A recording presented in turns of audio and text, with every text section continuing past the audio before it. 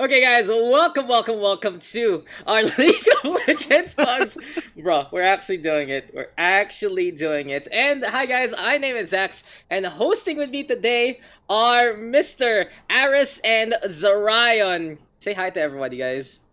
Hey Hello, everyone! hello viewers, Wow, who would future have thought viewers. I'd see the day I actually see Daks casts, my favorite Overwatch caster, finally trying out casting League of Legends. I'm not prepared for this. I was posting about something really proper for Overwatch. I'm trying to figure things out for Open Division, and I get dragged along into this. But screw it, we're actually gonna do it, ladies and gents. We are actually gonna do something called League of Legends. But ganyan yung title. Bakit Daks kasi League Bag?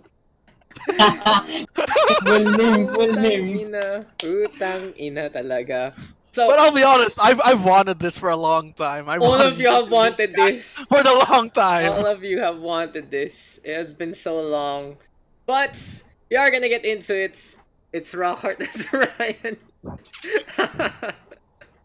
I haven't seen It's I haven't seen Mr. Rockhart in forever actually since It's TV. Mr. Swarley.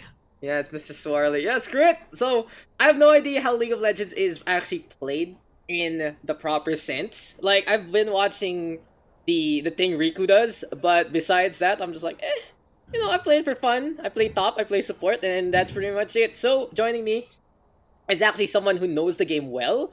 Mr. Peter himself, former coach of some really, really top tier PH teams, and Mr. Aris, aka my partner in crime, to drag me along from the depths of iron all the way to something proper like maybe gold.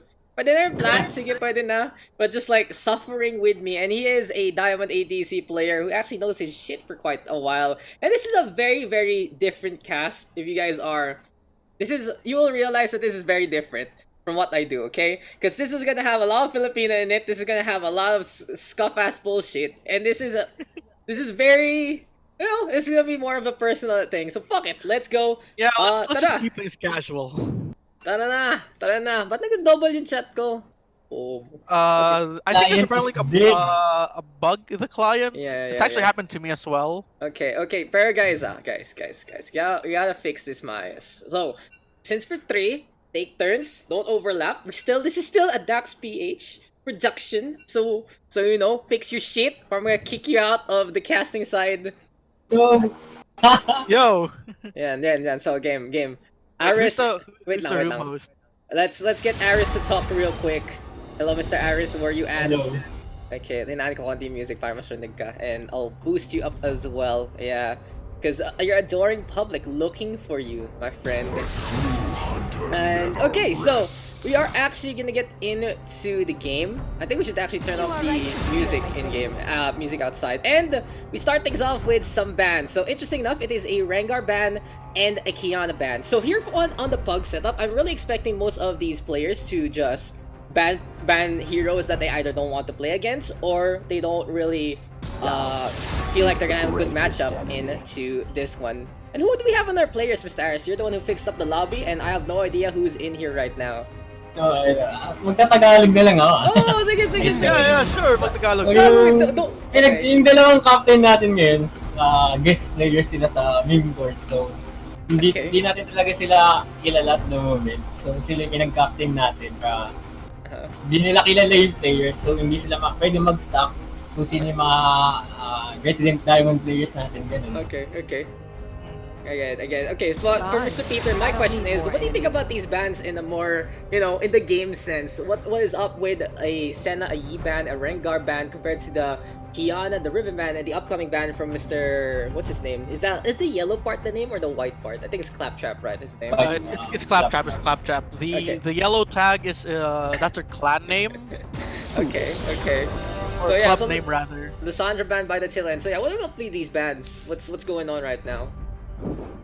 I think these are like targeted bans. I think because like I know here in the side of like the red team, we have like Fascinated like Billy, Akashi, Eman, and I know that Billy like plays a lot of Master Yi personally, and like Eman has been known to play a lot of Senna.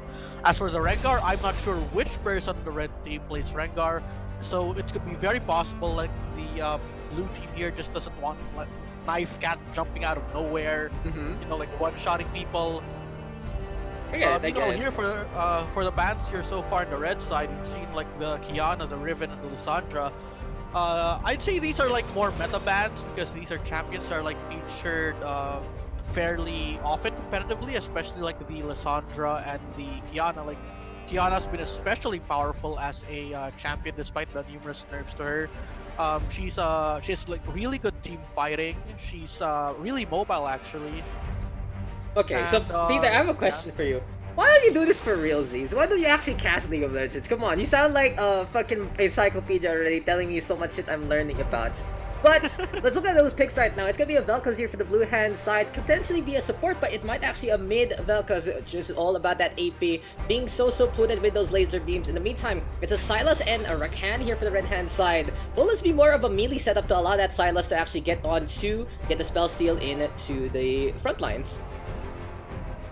I actually like so far the picks for the red team because like I'm more of a metal slave here, and Sylas is actually like one of the most popular like picks. You can like flex him in the top lane, in the mid lane, and uncommon but possible is in the jungle.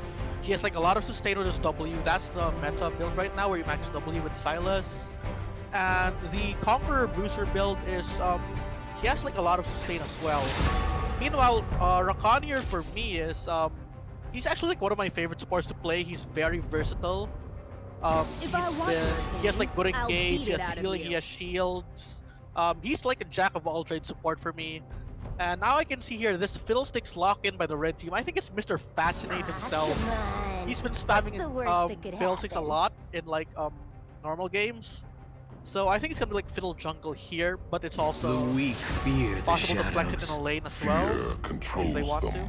And look at that. So, Mr. Aris, come on. So, Peter is just explaining to us what the hell's gonna be going on a more meta-oriented side. Pero, on a more personal end, kasi Memecord is basically our community for friends, and then I got dragged along playing League because of you guys. So, why are they picking like this? Especially with the familiar players right now into the lobby. What is up with these picks on a more personal level?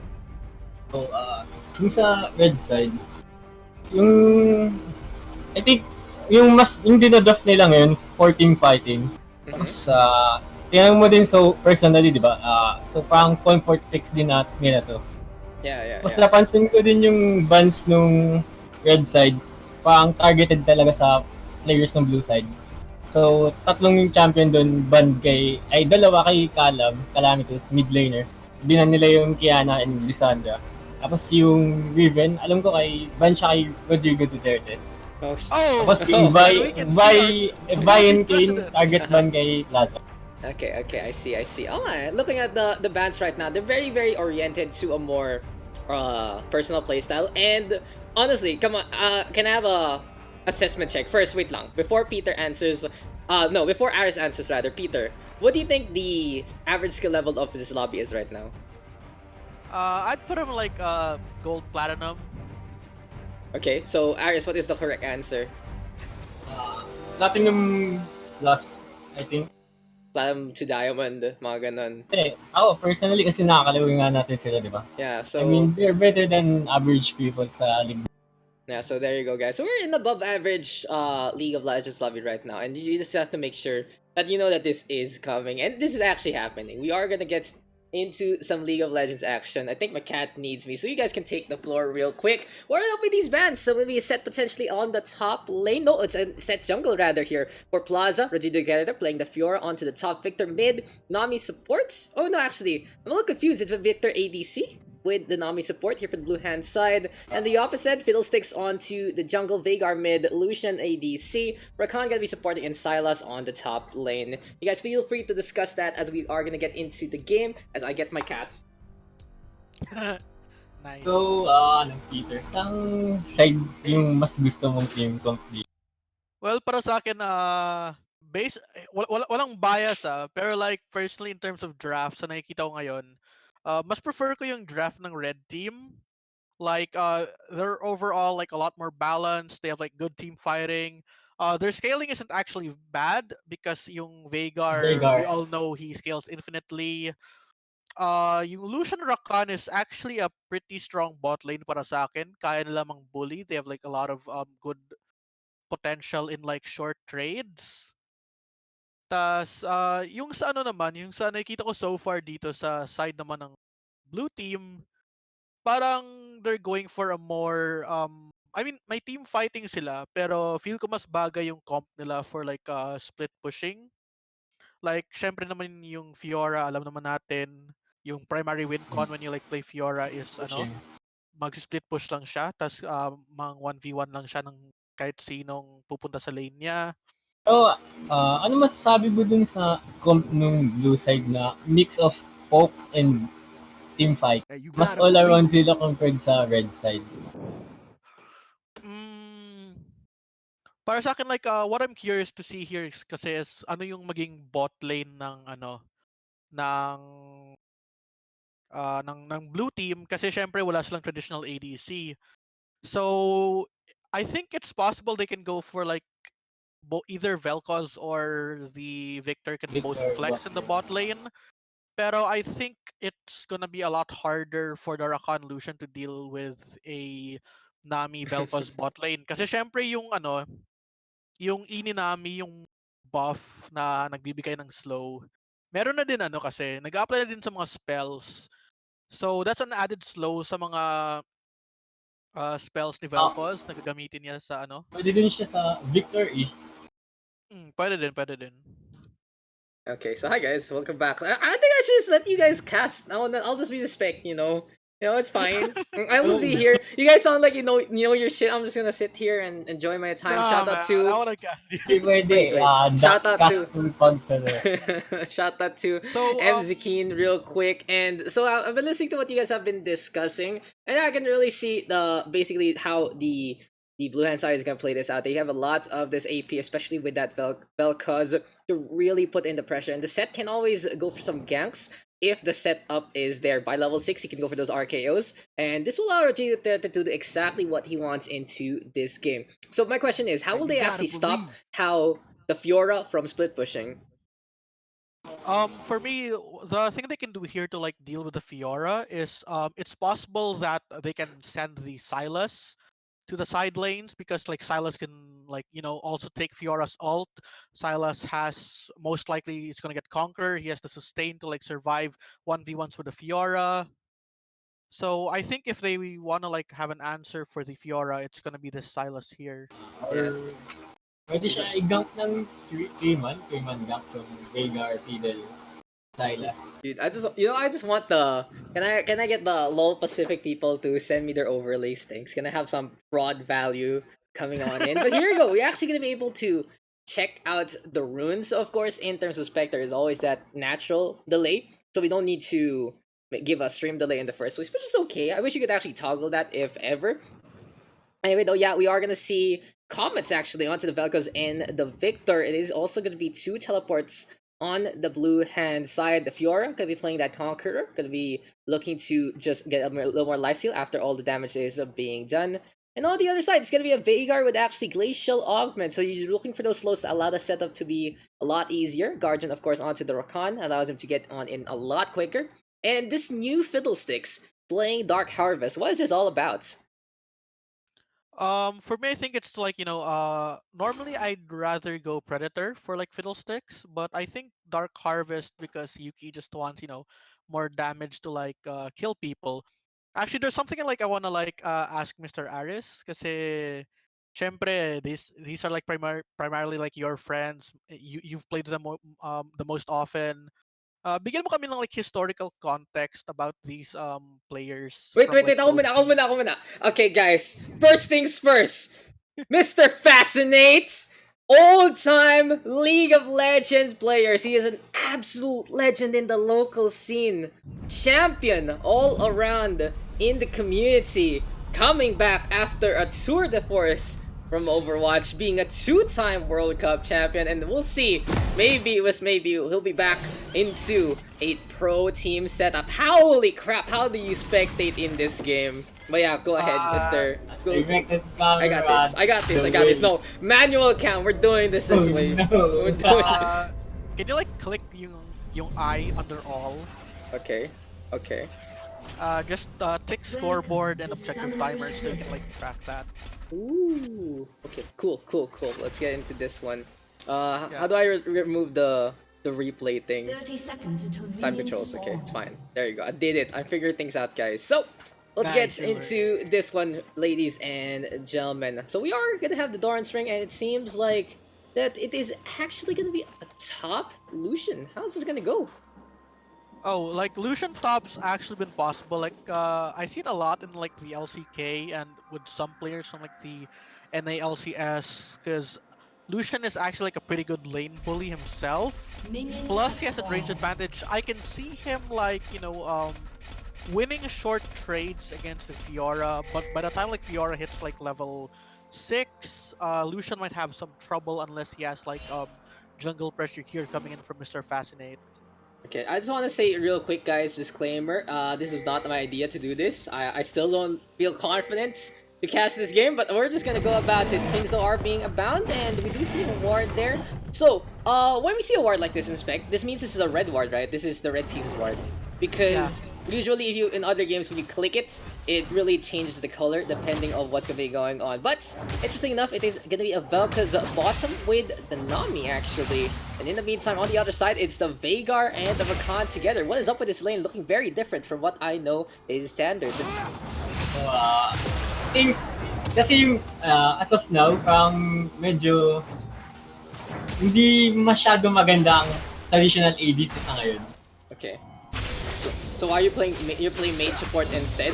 Mage ADC in a sense. Mage bot lane. Mage bot lane. Very interesting. Yeah. It's a different way to go about things. But hey, we are gonna be seeing the M1 trying to toss that feather, looking to go for a little bit of hope along the way, and he does have the relic shield actually. So this means that he is going for the executes rather than the harassment, compared to having spell thieves in the first place. Akashi in the meantime winning out with his range advantage against the Fiora, but here comes the gank. Plaza gonna run on in, gets the grab on. It's gonna be a lot of damage. Ignite forcing the flash out. A pretty worthwhile trade actually here for the blue hand side.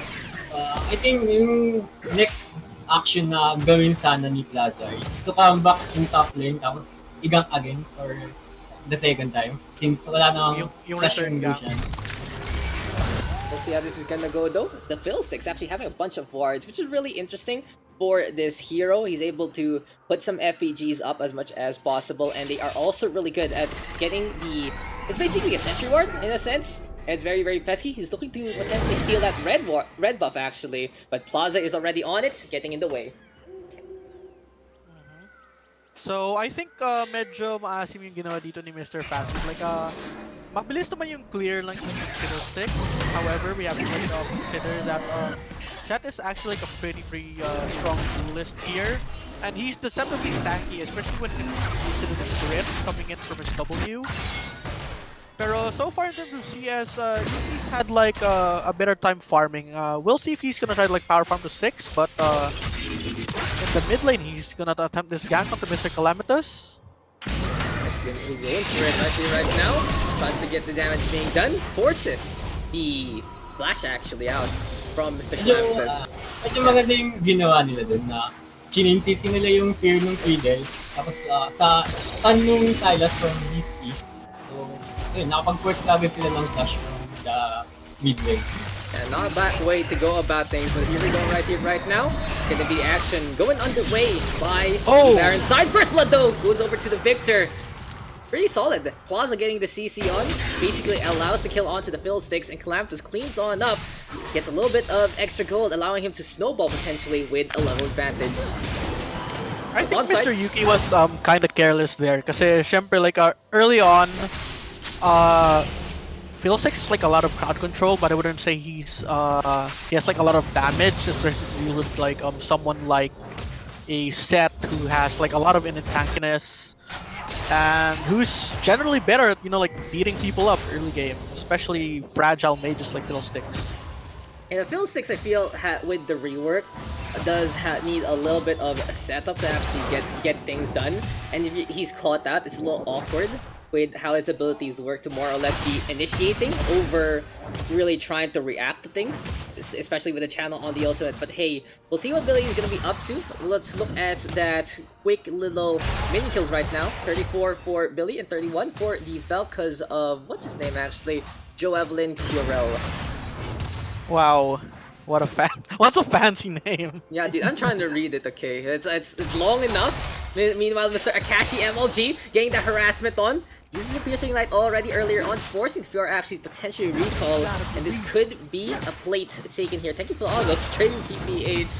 And where are you sharing this, Peter? They're gonna be so surprised when I go back to my usual stuff. I just shared it on my page on my timeline, man. Big time ka naman, big time ka naman. But hey, Selvat's damage here, but Claptrap gonna go on in. The Silas gets the grab on, and that is a good pull. Dashing on over, tosses no chains, and now he's gonna have his spell steal ready to go. In the meantime, yeah, go ahead. Deep wards ng red dun sa may Raptor side, nakikita. Yeah, So, I showed it. Yung ito, hindi ko that's sure not kung possible. andun na siya before or dahil dun, kaya na nahanap si Plaza. Yeah, So, ayun. Actually, So, ayun yung nagustuhan ko dito sa sa red team is magaling yung ward na they have vision here and control over the bottom side jungle of the blue team. And I think it's important to like track Set because like the problem with Set is because he's melee and because he doesn't have like a traditional gap closer per se is he has to like run to people. So as long as he can properly track where the set is coming from, it's gonna be a lot harder for him to like make those ganks happen. Yeah, it's really about tightening the set as much as possible, and something to really note in many situations. But by this point in time, it seems like our Lucian player onto the top side, Akashi, getting lane control back, has already out CS Mr. Rodrigo Duterte twofold. Seems like the budget has not been beaten whatsoever. We're gonna do those jokes, guys, from time to time, but we're gonna keep it clean, Tempra. But Akashi, he's able to get on through. He doesn't go for the next plate. He might be a little afraid, actually, before the set is on. It's more of a reset here, and now for our top lane on both sides. In the meantime, for Irie as well as Joe, he's gonna try to get the plate onto the bottom side as well. Billy hanging on back, trying to play safe without his supports nearby. Ask ko lang sana si Peter kung ano yung win condition ng both teams dito. For me, like the win condition here that I can see, red side. Actually, they both have like very flexible win conditions because they each have like solids but pushing options. Like for the blue team, they have Fiora. For the red team. Oh, wait though, there's a catch from Ira. She's gonna go for the kill, and Evan able to get on away with the dash on over to Billy. Good latch there. Good positioning from Veigar, making sure his support can stay alive. Sorry for the interruption, but at the same time, on the top side, it's gonna be the Fiora trying to get the initiate on the Kashi, playing the kite as much as possible. No counteraction yet from the Fiora though. No grand challenge, not using it for vitals, and both sides unable to really get kills, but back into the fight. It's fascinating right now, initiating, channeling his ultimate. Here comes Plaza though, getting the shield all back, and it's gonna be a slam on down. Claptrap though gonna get that kill onto Plaza, and it seems like that is gonna be the Silas getting that kill there. Oh, back-to-back action. What I'd actually like to see here from the blue team is they have to regain control of their jungle. Like, masyadong alam dito ng red team kung saan si Plaza. Natatrack nila saan yung set. Kaya they can like plan ahead. Like how they're gonna manage their waves. Like, I think we saw na kinakarash ng Silas. Yeah, we can see him crashing his like mid lane wave right here. And that gave him like a lot of free time to to roam because pag iniwan niya ni Calamitos, he's gonna get denied farm. Yeah, I've noticed that too. Claptrap is really pushing that lane as hard as possible. And in the meantime, Akashi, looking like he's gonna be wanting to do the same. This does force the Fiora of Rigidity that they're gonna have a difficult time. He will have a safe place to actually get the farm on, but it's really more pressure and more map control being taken here by the top side already. In terms of teleport though, seems like Akashi still has his. In the meantime, onto the bottom end, Eman and Billy having a good time just getting the farm. And is there a way to actually have a graph on screen? What kind of graph? Like income graph or something like that. But here comes the fight yet again. They're going for the challenge, and Plaza gonna get the kill instead. Not gonna get over. You can press X to like see how much gold they have individually. Okay, cool. But yeah, there you go. The Fiora and the set finding the kill there, pretty effectively done, and the Lucian having a good time trying to farm. Gonna get stopped. If you press the letter A, you can see like you can use it for team fights. Oh, I see, it's cool. But here comes the Oh my god! Channelon really gonna get that kill. The edge of the cage will be able to get that takedown. It seems like the Event Horizon with the burst from the Veigar gonna be enough. One of Billy's pocket picks, he does enjoy and know the combo, really making sure the Primordial Burst comes at the last moment when the damage is already done with the basic abilities. Daling mo lang natin sa gold difference. I think yung karamihan nung gumagawa ng gold difference ng both teams ay dahil sa CS gap ng Zoraion. Give me a sec, guys. There's gonna be a brawl onto the river. Showstoppers on both sides. Plaza able to get on the way, giving the kill to Calamitous, making sure that he was there in position anyway. So yeah, this looking really good right now for the blue hand side. They're able to slowly but surely catch up in that gold. And where were you on that point again, Mr. Aris? Anyway, so going back, malaking hatak talaga yung CS gap ng top lane at the moment. So, karamihan ng gold difference ng team 2 sa team 1 is dahil sa top. Yeah, really is the Lucian of Akashi just out-farming his opponent, but the ganks from the set of Plaza really helping out in a number of instances. Still though, Akashi really trying to push that lane as much as possible. Piercing Lights and Ardent Blaze is really gonna be a lot of ways to just bully Rogelio to attempt to hide under the loving arms of that tower. Made somewhere else, not in this country perhaps. But Akashi takes care of the control ward as well. The top side really in control here for the red team, and they will get a free Rev Herald easily done by the 12-minute mark. But if you like pay attention, like the top side, it looks like a tower dive might happen soon. We can see like the Fiddlesticks and the Silencer there. And oh! That's a very easy kill. That's just a very Storm. takedown. Yeah, Crow Storm. I don't know. Maybe the Fiora's just tired, guys. Maybe he's tired, but looking at maybe the he's matchup, tired. like in terms of matchup, guys, the Lucian really has the natural advantage against the Fiora. The Fiora is very good against tanky heroes who are more onto the melee yet. Very good with the range, with the pokes, with that lance. But against Gunwielder, it's a lot more different. But here comes Claptrap now, initiating onto the Victor. Calamitous forced to flash on the way, and here comes the ultimate right now. The Lucian trying to get the blaze on, but it's just not gonna pan out in the end. A tower taken, the right hand side pushing and controlling the top half of this map. And there was like a very beautiful setup there coming in from the red team. Like nakita natin like earlier in the game, ang lakas ng control na nilagay ng red team sa bot side jungle, and I think that diverted a lot of attention from the top side, and they properly transitioned that vision control towards the top side. They intelligently took down the Rift Herald, planned a 3-man gank, and also got the first third of the game in that play. And now they have a 3,000 gold lead over the blue team. Yeah, and I'd say most of that money really on the Lucian of Akashi's side as well as the Veigar. But here comes Plaza, really trying to bully Emon, but Emon striking back, being as witty as possible. Moving around the map, Fascinating gonna be there as well yet again, going for the retrieve, and Billy now sets things up. It's time for the knockdown, forces the flash out of the Nami. Irie getting on away instead, but Billy now is gonna get caught by the slow. Emon going for the save, but it's gonna get a 10 onto the 2, and Plaza with the kill there onto the Rakan.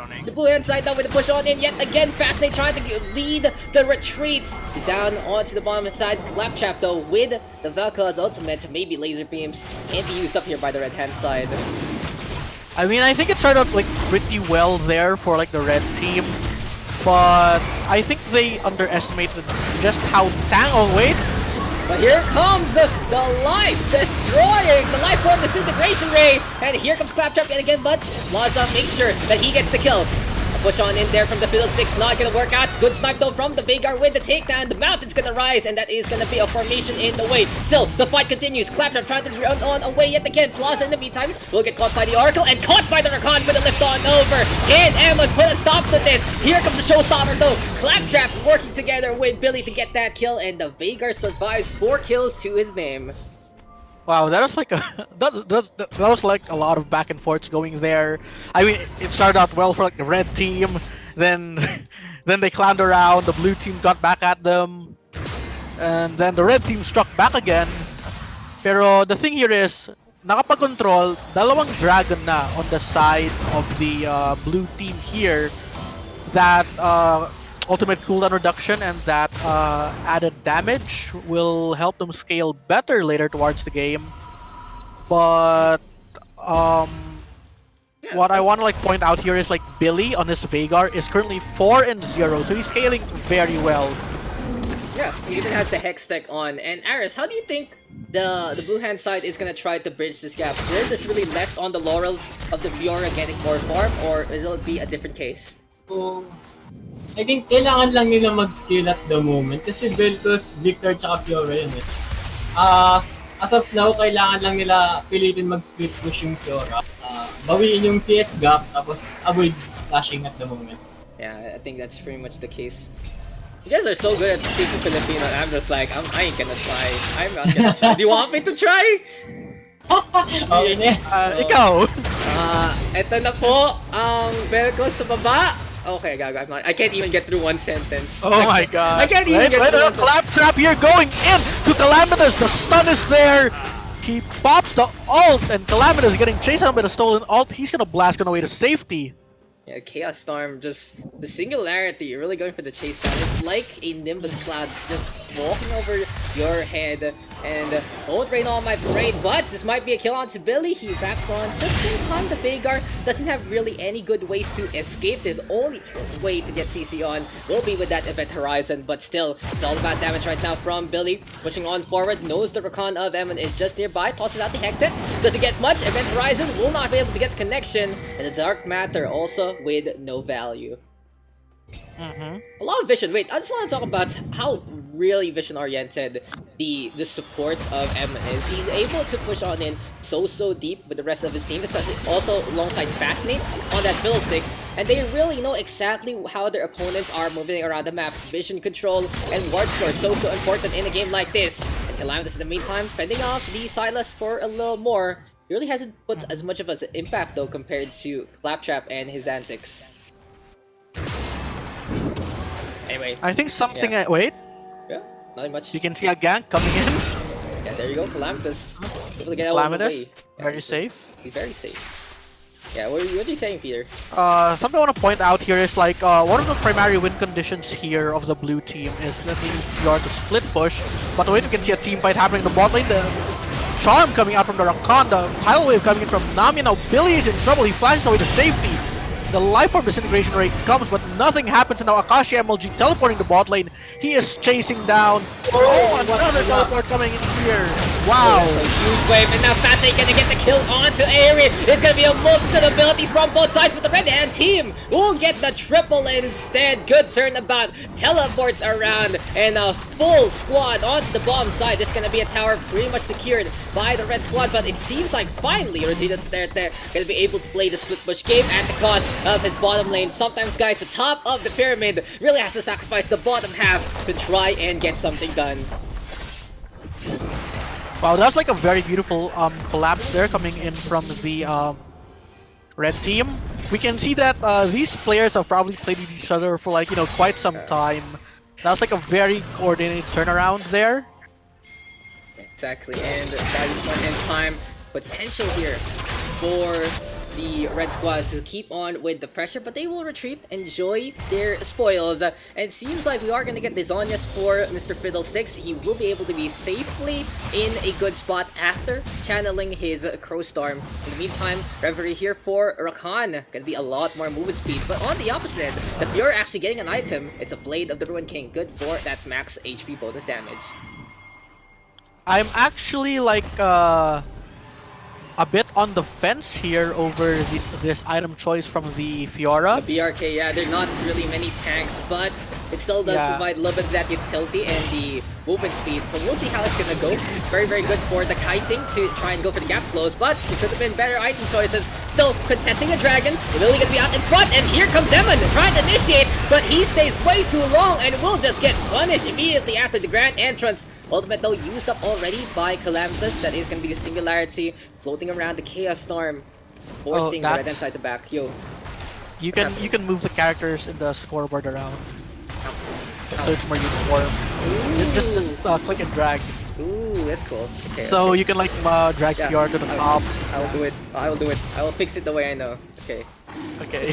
Continue, continue. That's cool. It's cool. Nice. Okay, so now we Yeah. can see that the red team here, both teams are actually dancing around here. We can see Rodrigo Duterte. He gets a grand challenge stolen from him by the Silas. Billy does not land the Hextech slow. Yeah, the grand challenge available for And Silas. so far nothing huge is happening with Oh, here comes the initiate from Claptrap Claptrap! Goes on the in. area, but Oh. no Plaza with the counter! That's gonna be the abilities there, getting damage done. But Billy think that with was the fence careless. yet again, a little too careless perhaps.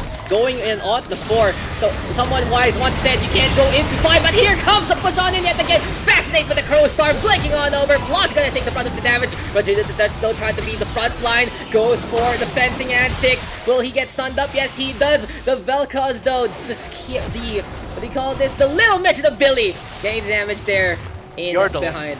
The little Yordle. And what's his name again? Veigar. Veigar, dude, it's supposed to be, but Billy now gonna get caught in a bad spot. Beautiful push on in there from the Fiora. Oh, Gonna the be with shutdown blast cone. goal. And that is a big shutdown for Rodrigo Duterte. He hasn't been having such a good game. And Emma gonna get caught in the crossfire as well, making sure he was in position for that blast cone to be brought along with the little Yordle. And there is no going home tonight. The daycare is still keeping things up, and it's time for the blue hand side to potentially get that third dragon. So, ayun I nga. mean, So, considering that yung Fiora yung primary win condition here for me, for the blue team, it's a And big thing na nakuha na yung Victor 750 gold. Yeah. so yun na, katulad ng sinabi ko kanina na kailangan lang mag-scale ng blue side tapos may hirapan na yung red side since they're mostly made up of early game and mid game champs. That's true. Like, the longer the blue team goes with this, it basically allows them a better chance to actually take the victory, especially with 3 dragons. They're playing into the future. They're playing into a mindset where we just need to hold out. We don't really need to force fights. We can react. And I guess the only thing that the blue hand side really needs to do right now is find a way to really counter the warding of both the Fiddlesticks as well as the Rakan, and they should be set for a potential 4th dragon to get that soul and push on forward with a pretty big advantage as the later this game goes. And something to note here is yung soul this game is the mountain soul, so that shield will like really help the survivability here of Kakashi the team. gonna get bullied. The bullier gets bullied. Sorry, Rodrigo Rodrigo Duterte. Duterte? I'm gonna On the bully you, killing but spree? he gets the bully instead.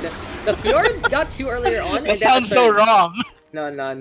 It's a classic on the Memecord. But Ira will try as much as he can. Goes for the Oracle Lens, making sure that they can get a little more efficient into this one. I feel like, oh, but here comes Fascinate yet again with the Crow Storm. He blinks on forward, and that is just so scary. Blinking on a murder of crows, doing so much damage all throughout. It's like a huge Mordekaiser passive that lasts for a pretty good time. And there you go, that is what the Fiddlesticks all about. But still also taking that showstopper, making sure there's a little more CC here for the red hand side. That's right, Mr. Daks.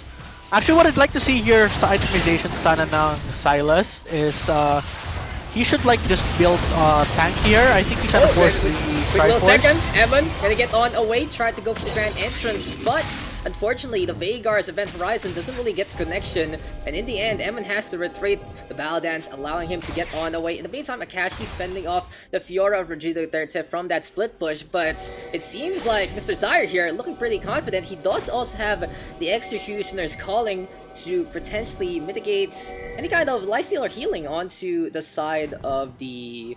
Will it be the side of the Lucian, or what is the calling all about here in this game? Pardon? Like, why does he have grievous wounds? Why does the player have grievous wounds right now? As Ira will... Silas. Oh yeah, Silas is lifesteal right there. But Fascinates going for the chase. The mermaids Top slipping 10 on anime way. battle. Top 10 anime battles indeed. In the meantime, Claptrap missing the chains Iron on the Plaza. But Chan! Calamthus comes on back. Good peel there from the Victor, making sure the support stays alive. And neither side losing out any members, as it seems like the battle gonna be moving over to the bottom end of the map, because the dragon is 2 minutes away. Both sides looking to set things up with some wards and make sure they have the advantage moving forward. So we can still see Mr. Plaza here continuing to go for the Triforce. I mean, it's nice for like bursting people down, pero personally, I think he just needs more survivability. Personally, I would have gone for, I don't know, like maybe a Death's Dance or a Wit's End to give him the survivability he needs, like just wreak havoc here onto the red side team. Yeah, go ahead, guys. Tell me a little more about the game. So far we can see like one of the problems here with the itemization revolution is he went for Sanguine Blade, which is a good item for split pushing because it gives you bonus attack speed the less opponents you can see in the map. But the problem is there's been like a lot of team fights happening. We can see Akashi Emily getting engaged by Plaza. He gets his face broken there, but now there's Fascinate with the Crow Storm. They are slow. Rodrigo Duterte is charmed. He is fleeing. There is so much happening to him right now. Fascinate goes golden. And Akashi gets taken down. A rampage with Rodrigo Duterte. And now Eman is on the run. Billy! He's trying, but here comes the double kill by Billy.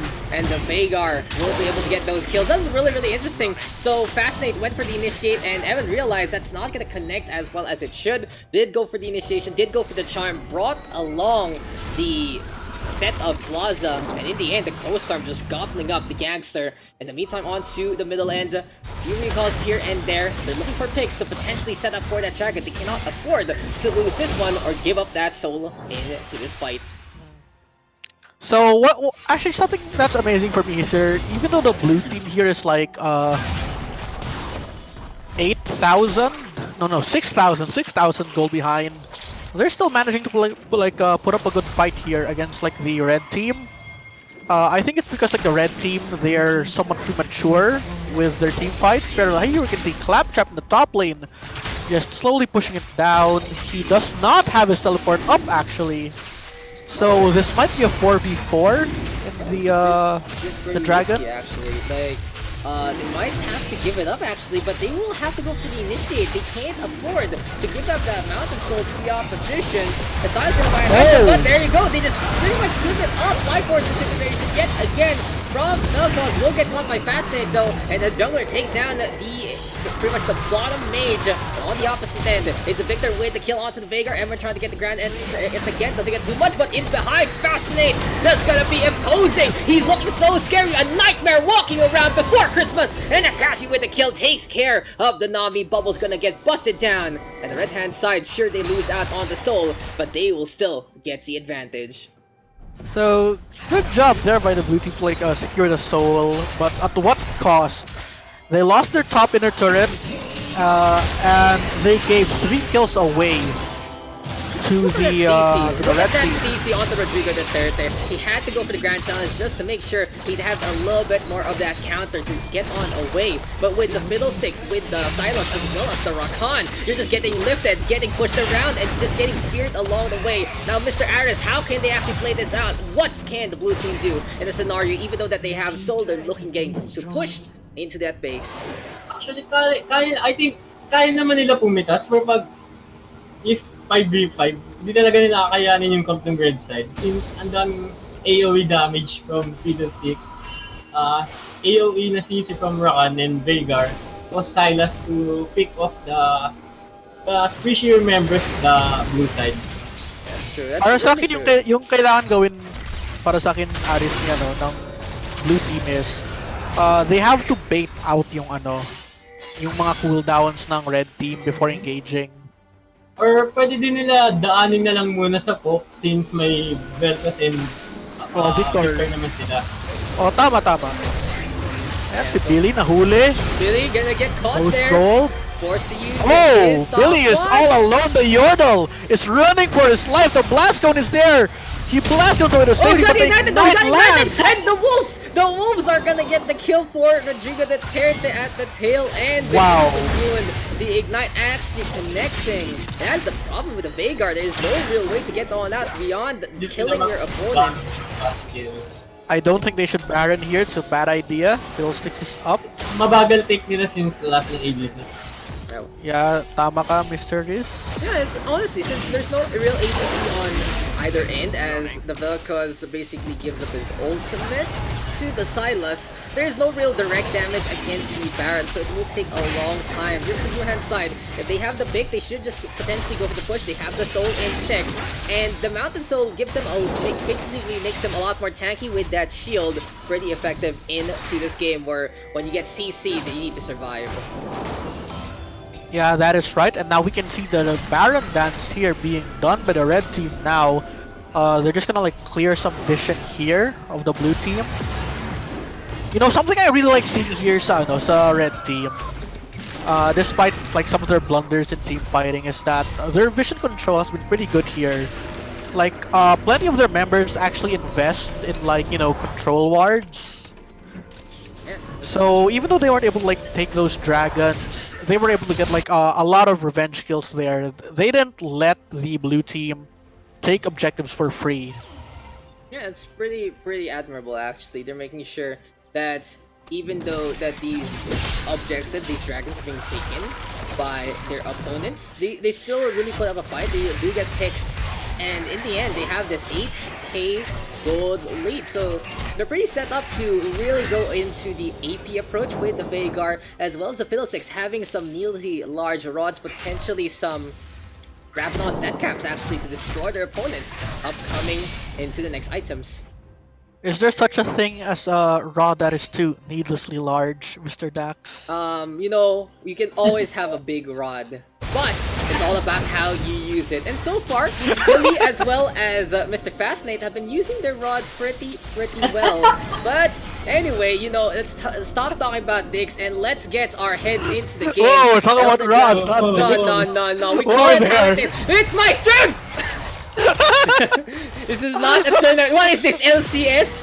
Fucking Worlds? No, bro. This is the scuffy ass Memecord stream. And we are here right now actually casting League of Legends when I'm supposed to be working on something on to tomorrow's end. But hey, that's how life goes sometimes, as Billy as well as the Vel'Koz of Joe Evelyn Carell tossing a beautiful arrangement of lights and sparkles. Claptrap though missing on those chains. It seems like the Abscond Abjack combination doesn't really get the connection, and in the end, it's pretty. Oh no, Plaza! Pushing on forward, I think he's smited, and now it's gonna be Grand Challenge. No, never mind, the showstopper there doesn't actually come on over after the steal. And in the meantime, Billy gonna be backing on outs. They don't have the Sylas, not too much CC in a fight like this. Magkaka-end their dragon in 30 seconds, so whoever gets that will probably win. Oh my god, though, Fascinate! Have you ever seen a horror movie? And guys, that's really creeped you out. So far, Fascinate has been the stuff of nightmares to the opposition, but it seems like finally this is gonna be it, Chapter 2, because everyone has grown up and taken care of the ugly, scary Scarecrow, and Rodrigo there to even the kill on the Emma. The blue hand side now will get 3, make that 4 on the opposite end. Billy having to hang on back, but he can't do anything against the onslaught, as the Fiora has finally woken on up and looking to make a turn into the middle lane. Natutuwa ako sa chat nila. And now we can see the Elder Dragons up. It looks like the blue team is gonna go for that, while Mr. Fascinate is down. Yeah, that's pretty much it. Who voiced that ad? Honestly, who the hell voiced that ad? Who Wait, what ad? The thing that Yuki is basically typing. Don't you know, Peter, do you not watch YouTube on mobile? No. Oh no. Okay, we'll talk about that later on. As this Elder Dragon still taken by the blue hand side in the end. It doesn't matter what the red team is trying to do right now. Another objective taken by the team on the left. Those 4 kills really allowing them an easy time to get about this. And Mr. Aris, can you please enlighten us real quick on what the ad is all about before you talk about something serious?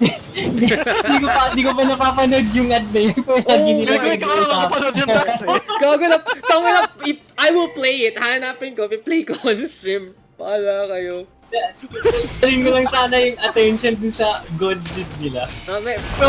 From 8,000 to 3K na lang. 2,000 na Actually, nga lang eh. 2K, 2,000 na lang nga eh. Tumaba na nga eh. So, ayun. Tsaka mas delikado ngayon para sa red team because of the Elder Dragon buff. If any of the red team is below 20% health and they get damaged, they're gonna get Boom! obliterated. But here comes Heated obliteration, up, yeah. perhaps.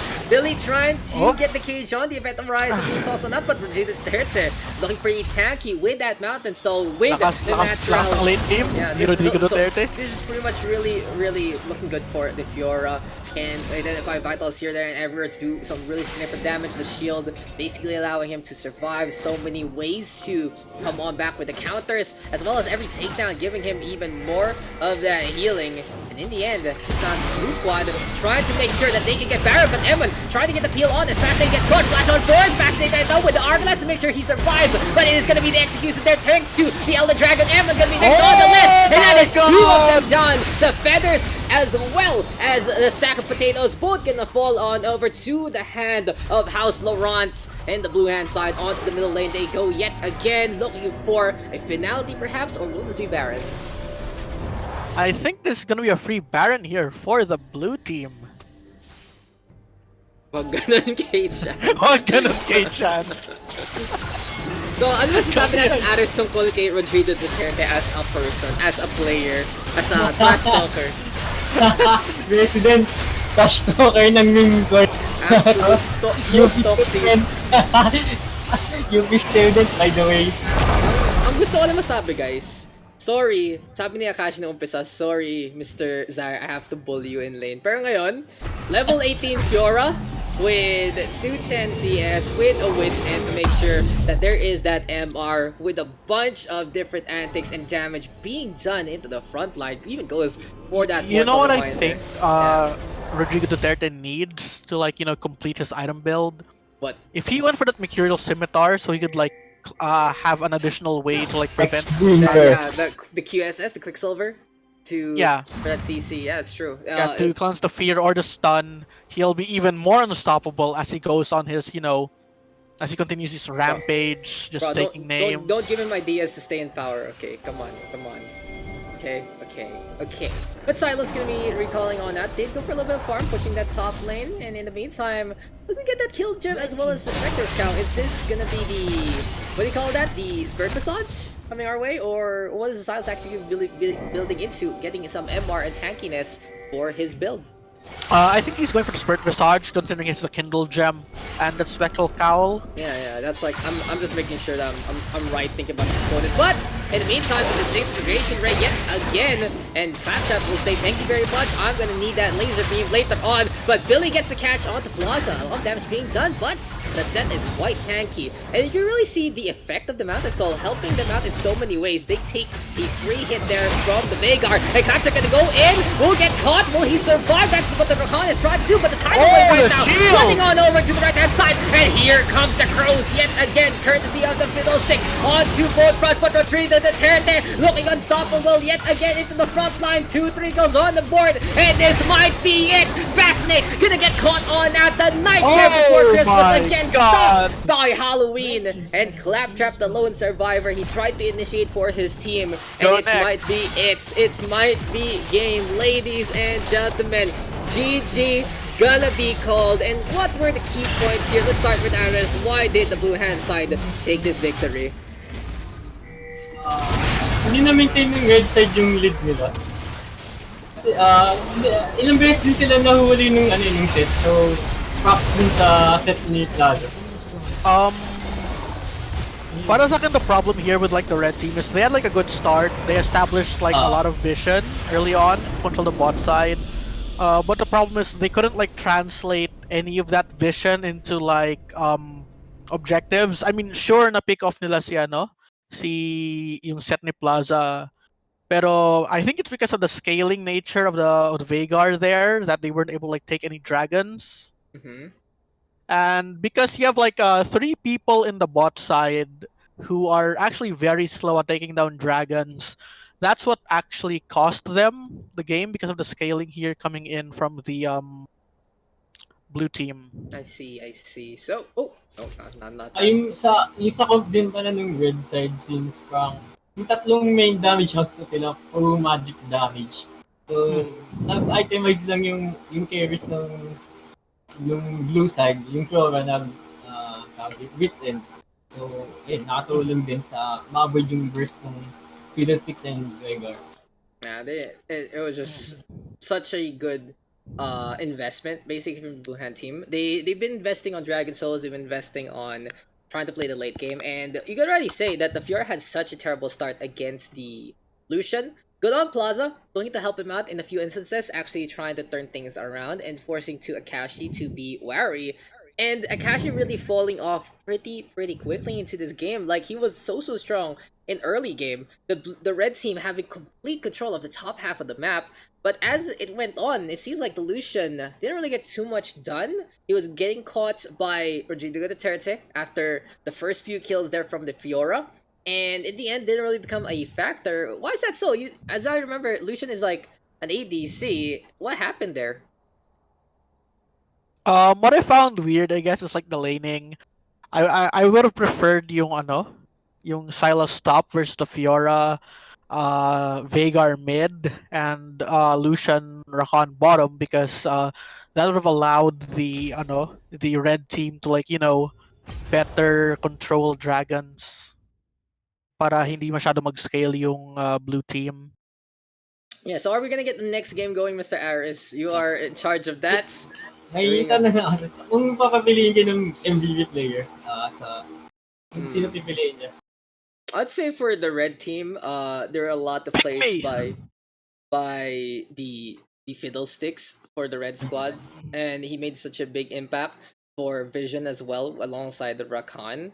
So I can give him that. Those Crow Storms link-ins were absolutely huge to get the damage early. In the meantime, for the blue squad, well, it had to be the Fiora at the tail end, right? Like, it was able to turn it around basically single-handedly after the help. And the Blastcone moment, the Blastcone actually bringing him along with the Veigar got him the gold boost that he needed to carry on into the game. And there you go. The smite, though, smite any smiters. I think there was a time where Fascinate didn't get the smites. In the meantime, Plaza was using the smites. He was trying to get the smite, not the dragon didn't get it. In the meantime, Plaza was like using the smite to actually bridge the distance because it was the chilling variation. So yeah, a bunch of different differences there, a bunch of different things being done by both sides. But in the end, it is our blue team with the first victory. So no, guys, there's no stat sheet for this. There's nothing like that. Jesus Christ. It's Unless. Yeah, so far chill lang muna. Ikaw gumawa, bala mo. No. Ikaw gumawa. Next time, paghandaan natin yan. Kung may next time pa. Kung may next time pa, paghandaan natin. But yeah, the warding from Emin and Props kay Emin Fascinate. and Yuki. And yeah, that's like they saw everything going on. It's like they were looking at the stream or something, but in real time. So what's gonna happen now? Are we gonna get a next game, or is this experiment over? Okay, I actually like na pinapoint out natin yung mga like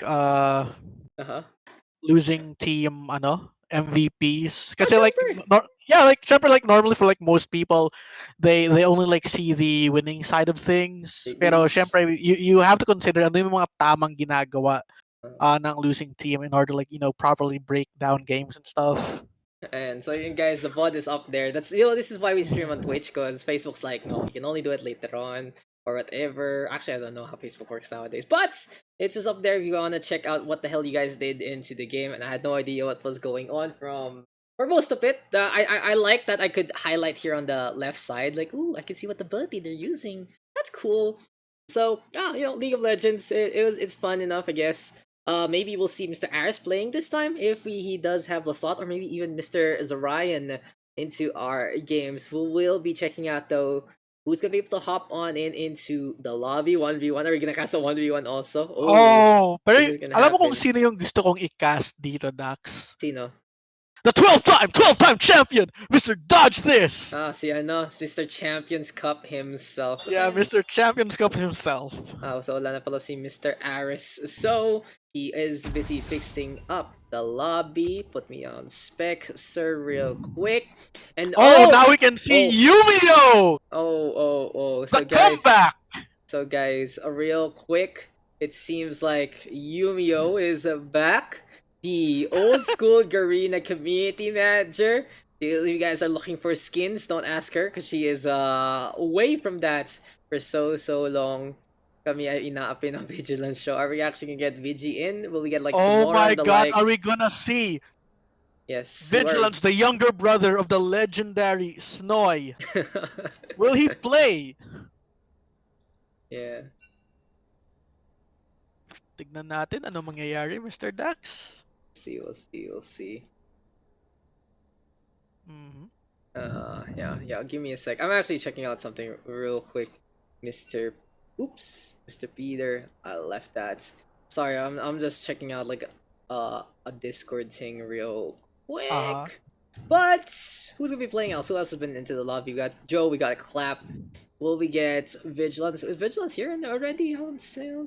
Not yet. Let's But invite I him. can see him online. Yeah, I'll toss him an invite real quick if he's gonna be actually playing into this one. Will we get Mr. Aris back? That's also the real question. Maybe Timora will be playing in a game like this. Daks guys back. Oh, What is up with you guys? Tingin na. Hanap na lang tayo pera. Okay. Maraming pera. There you go. So it's Billy and Evan looking to round things up, I Daks. guess. Yo, what's up? feel ko ano, play mo na yung ano yung ad na sinasabi mo kanina. Oh yeah, true. I'll look for it then. There's Rise of Okay. Immortals, Rise of Champions. I'm not too sure actually what it's called, but hey, it is what it is. What was it? No, it's not Rise of Immortals. I'm gonna look for it on YouTube. I'm gonna watch some stupid things real quick to find the ad back. Ito, Apex Legends. No, it didn't give me an ad. Give me an ad. For once in your life, give me an ad. No, I got Nestle Cream. It's not helpful at all. Oh I'll no! play some music in the meantime. While I'm looking for this stupid ass ad. Just to figure out what it was. Ano ba yun? Ano ba yung ad na yun? Kami ay inaapi. Parang, Ay, napi. oh, kami ay inaapi. Ad. On YouTube. Ano yun? I can't find it. Local PH ads. Rise of Kingdoms? Was it Rise of Kingdoms PH ads? I think it's this. I think it was this. Oh my god, did I find it? Oh shit! Oh shit! I did find it! I found it! Okay, wait. Let me just get rid of my other tabs real quick. This is chat, okay? Mhm. Okay. Where is it? There you go. I found it, Peter. Are you ready to see greatness? Yes, sir. Okay. Let's go. Let's start off this music. Who needs good music when you have an ad like this? Ay laging inaapi. Come on, Ay play. laging inaapi. Nagtago sa ilalim. Tiniis ang init at hirap. At sa aming pagbangon, hindi kami susuko. Magsisikap muling babangon. Gagawa ng fountain na cute. Yan, susundan namin yung What linya. the fuck? At sa aming pagbangon, babangon kami. There you go. Isa pa, Peter. I got you. Ayan, pwede na dito. Okay, gawa tayo ng mga test para hindi tayo makitan. Okay. Pero wait, wala tayong pera. Gold, Oh gold. my god! Nandun. Oops, laban. Tago. Yan, Outfit! bilis na sila. Tara, bilis. Sugod. Dami pera. Wow, dami pera. Oh my god. Kulit na to. Ayan na. An ad like this would never make me try Pyramid, your pyramid. game. Yes. Why? Rise of Why? Kingdoms. Download for free. Why would you get? we can What? do now, but hide and Oh, wait it out. my English version. Shit. There's an English version. We can Wait, do there's now, an but English hide version? and wait it out. It's so It's cringy. terrible, but we'll just have to stick it out. Don't worry, we will come out. They've left. my They're God. gone. It's time to rebuild Best and ad move I've seen on in a with our while. lives. We're talking So about parang cringy, cinematic it's good. Rise of Kingdoms Day by cinematic day, universe, step by guys. step, we Rise of will Kingdoms persevere. cinematic We universe. will overcome. There's nothing The to stop us ROK now, and we will CU. return Ano to daw our yun? former G na glory daw yan. and take Dude, I'm back busy watching what Rise is of ours. Kingdoms ads. Ay, napi. Ito. Dahil malapit na ang summer, Ito yung kailangan isa natin pa. gumawa ng boat. One ng boat. Pero patay. Wala Pero na tayong patay. Bruno. Pero okay lang. Hiram tayo kay Bruno. Bruno to the rescue! Ayan, madami na ulit tayong punong gagamitin para paggawa ng boat. Salamat, Bruno, ha? Yan, tapos na! Pwede na tayong bumiyahe! Rise of I'm kingdoms. actually gonna die watching this. Okay, I'm done. Tama na to. Tama na po to. Tama na po to. Yeah, we don't want to lose our voice. Sino ba si Bruno? Putang ina. Bruno Mars. True. Oh, tara na. Let's go. Let's go into the next. Oh, it's so bad. What? Why? Oh Why my would you? God. Why would you pay someone to do that? Why? I mean, they need to make money, I guess. We must all make No, a choice. like as a company, why would? That's the only reason I think why people would agree to do something like that. Oh my god. Something so cringy and Oh my embarrassing. god. Oh my god, bro. Oh my god. More of a dog person. Okay. Okay, we're done. Okay, let's go. Let's go into this game. And our captains are gonna be Calamitous and Rodrigo Duterte. Interesting enough, we get some bans onto the Karma as well as the Yumi. The So weak supports fear first, the Kane shadows. gonna get banned as Fear well. controls Respect ban them. onto Mr. Plaza. And yes, guys, this is game number 2 of the Memecord, the Scuff Ass Noobcast Pugs. The Sandra ban though for Mr. Calamitous in response. And when are we gonna get the Cartus ban, guys? When's the Cartus ban gonna come out? Pag sumali na si Dodge. Oh! Ano Sumali main- si Dodge. Ano main mo, Titus Jarvan. boss? Ano ba main ko? What is my main hero? What is my main hero? O yung ultimate next god, Daks. Putang ina. I don't even know how to play jungle. What do I play? I'll say I play Nasus, Teemo, and Pero Queen. mabait yung Nasus pag Coffee. kailangan ng Daks. Always another way. Gago Queen. Gusto ko yung Queen talaga pero sobrang basuran yung champ eh. Shoutout po kay Boss Aris. Yes. Shoutout kay Boss Aris from MC King. Ikaw nga Aris, ikaw yung nahanap eh. Sabihin mo nga. Do you have the chat on bar, no? From Mr. Zakeen. Hi Anti sa mga viewers ni dyan. Mister. Okay. Ano ba? Who else do I play? Support-wise, who do I play most, Aris? Diba, ano? Leona, Janna, that kind of thing.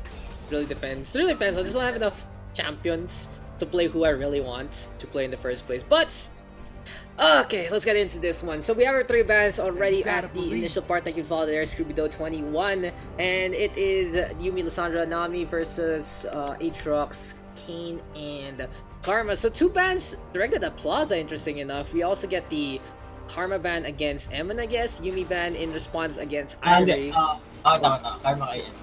And here we go with the picks. So Irelia here for Calamitous. Can go for mid, can go for top. And Plaza will play Ophelia. So what can you say about Go, this, sir. Mr. Aris? So, What? so, based from so ipa-personally na natin so, mahulang naman si Plaza mag-Affiliates. So, No.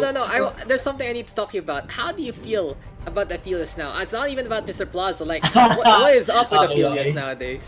sobrang nerf niya na nahihirap niya paganahin sa early game. Hindi na yung pwedeng papasok ka lang tapos may makamatay na 5, ganun.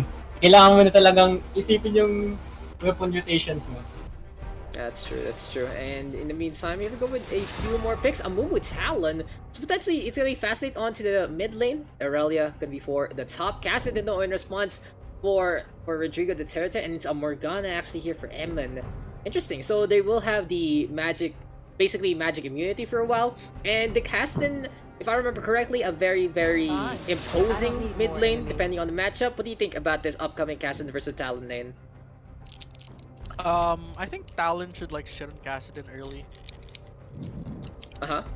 I'm opening Fast Glory. greatest enemy. But something that early on Talon should be able to like win over the Kassadin, but of course as the game scales to like late game, this Kassadin is a monster. As soon as it's like level 16 and has like full items, he will literally one-hit delete most of the members of the almost everyone actually, almost all squishy champions. Yeah, it's gonna be a little scary, but we're gonna be getting into a few more bans. Interesting Hecarim ban I don't see too much Hecarim, honestly, in League of Legends, mostly on Runeterra of all things. Master, you banned up Ah, as well. What's the Hecarim all about in a game like this? But, you know, target Uh, ban kay Claptrap yun actually. okay. Since nakakalaro ko si Claptrap sa solo queue nang hindi kami magkasama, tayong nagkakasalubong lang kami. So, alam ko isa sa main niyang Rengar, Hecarim, Mendy. So parang na-target ban since kakilala siya ni Irie tsaka ni Joven. Okay. So yeah, we are gonna get a few more bans, a few more picks rather. It's a Serrat and a Lux. So at bot lane, if that really is gonna be the Serrat Lux bot lane, that is gonna be all about potency right now. Very much bullies in a scenario like this with the roots, with the damage, with those balls and those laser beams being thrown around. And that's gonna be very scary, whoever's gonna be bot lane, and that is gonna be the Philios and the Morgana, if I'm correct. So the Morgana might be able to get a few saves now with the magic shield, basically preventing the damage from both the Seret and the Lux. What do you guys think about this upcoming matchup? Yung starting sa team comp ng blue side, parang deja vu nung unang comp nila nung game. Mix siya ng team fighting tsaka po. So in a way, parang same pa din yung win condition nila na may split pushing silang top lane. Tapos yung mid nila na from mage to assassin na si Calamitus. So priority niya dapat ngayon brawling. Tapos yung sa bot lane, same lang ka last game na they're mostly poke and burst damage. Yeah, and on the opposite end, what do you think, Peter? There's gonna be a Rengar hiding in the shadows, gonna be onto the jungle, of course, leaping on think- out. What do you I think? think it seemed like a lot of pressure here coming in from the Rengar. Lalo na because the jungler here on the blue team side is Anamumu, who has very powerful team fighting. Pero yung kanyang early clear is very vulnerable to the, like getting counter jungled. And So the it's an Rengar might be interesting able to bully that, choice. right? Like, it's gonna be difficult. Can the Rengar invade with and just try to beat that on the sad mummy or something like that? What do you think? On paper, the Rengar should be able to like bully this Amumu out. But something I want to like point out in the draft here is like the draft here coming in from the red team is actually a scaling draft. Um, Kassadin and Kale need a lot of time to like scale, and they're gonna be prone to getting bullied here by the Talon, by the Aurelia. The only, I guess, somewhat winning lane I can see here for the red team is the Aphelios Morgana, and that's considering if they dodge all the skill shots here coming in from the bot lane of the blue side. Yeah, like the poke is gonna be absolutely ridiculous. But it seems like it's gonna be the same case on a different side. Here for the red team, if they survive to get basically to like what level 16 on especially on that kill, they will look pretty unstoppable. And the Castan as well, like they both have really late game power spikes, right? Yeah, so the Morgana will be very helpful in those instances, especially against all the magic damage coming their way from the Seret and the Lux. And with the Morgana, with the chains, it's gonna be a good way to get a CC on, even at the cost of the support. Aphelios is gonna be your standard ADC, very flexible. A lot of his numbers have been neutered over the patches recently, but it seems like Plaza is gonna try to make it work, and the Rengar is an absolute beast when in the shrubs. Maybe those leaps, maybe just finding those targets might help them out earlier on to allow the transition into the late game to be an easier time. But who do you guys have? Who do you guys have winning this one? Mm, early game, if the blue team can snowball early on, I'd give it to them. But if they can't finish by like 28 to 30 minutes, I'd say the red team should be able to like outscale them. Okay, so Uh, yeah, so Mr. Aris, what do you think? Yung win condition ba I mean, like who, kanina- yeah, who do you think and why, or like, or at a time to say maybe it's time to it's gonna be difficult. What do you think? Makakaluwa ng pang bias opinion. I think blue side since may shot caller sila dun. Fácil could probably shot call them. So less mistakes kung may shot caller. pero something I'm worried about here is sa side naman ng blue team is hindi sila mabilis mag-push kasi wala silang traditional ADC. Wala din sila And rapier. I'm not sure. Siguro yeah, yung Irelia will be able to push quickly if left alone. Pero it's still risky because she is a melee champ.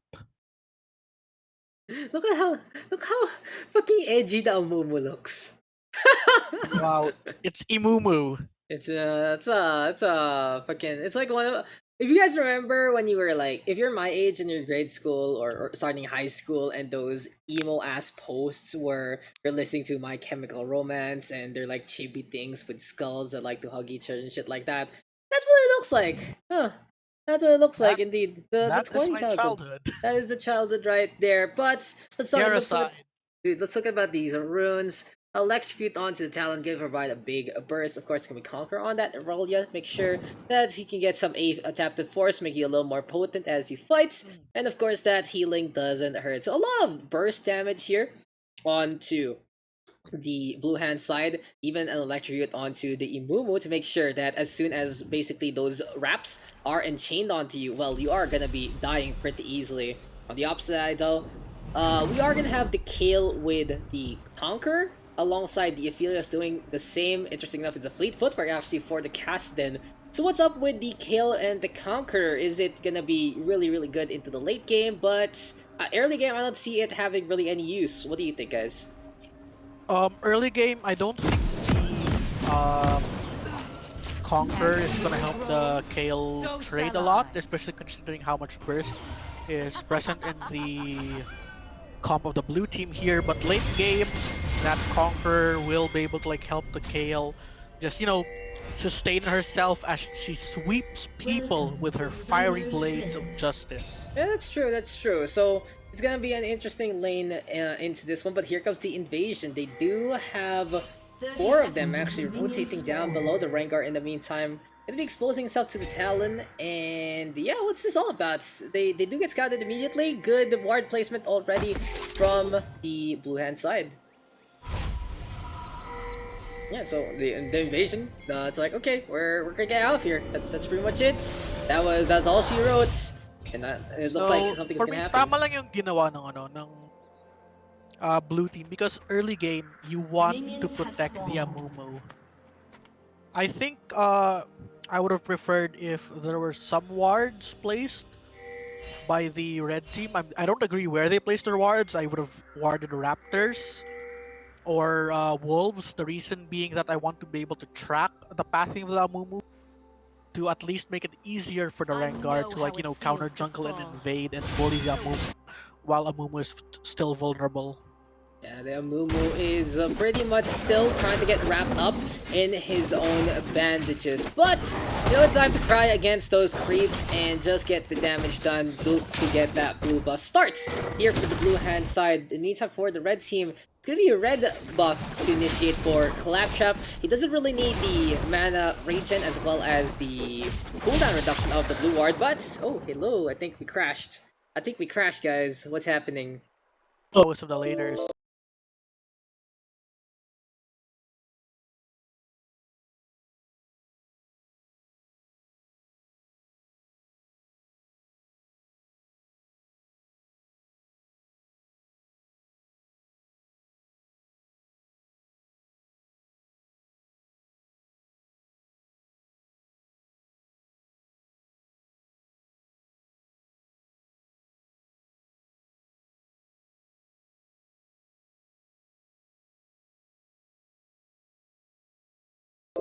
Early on, we can see yung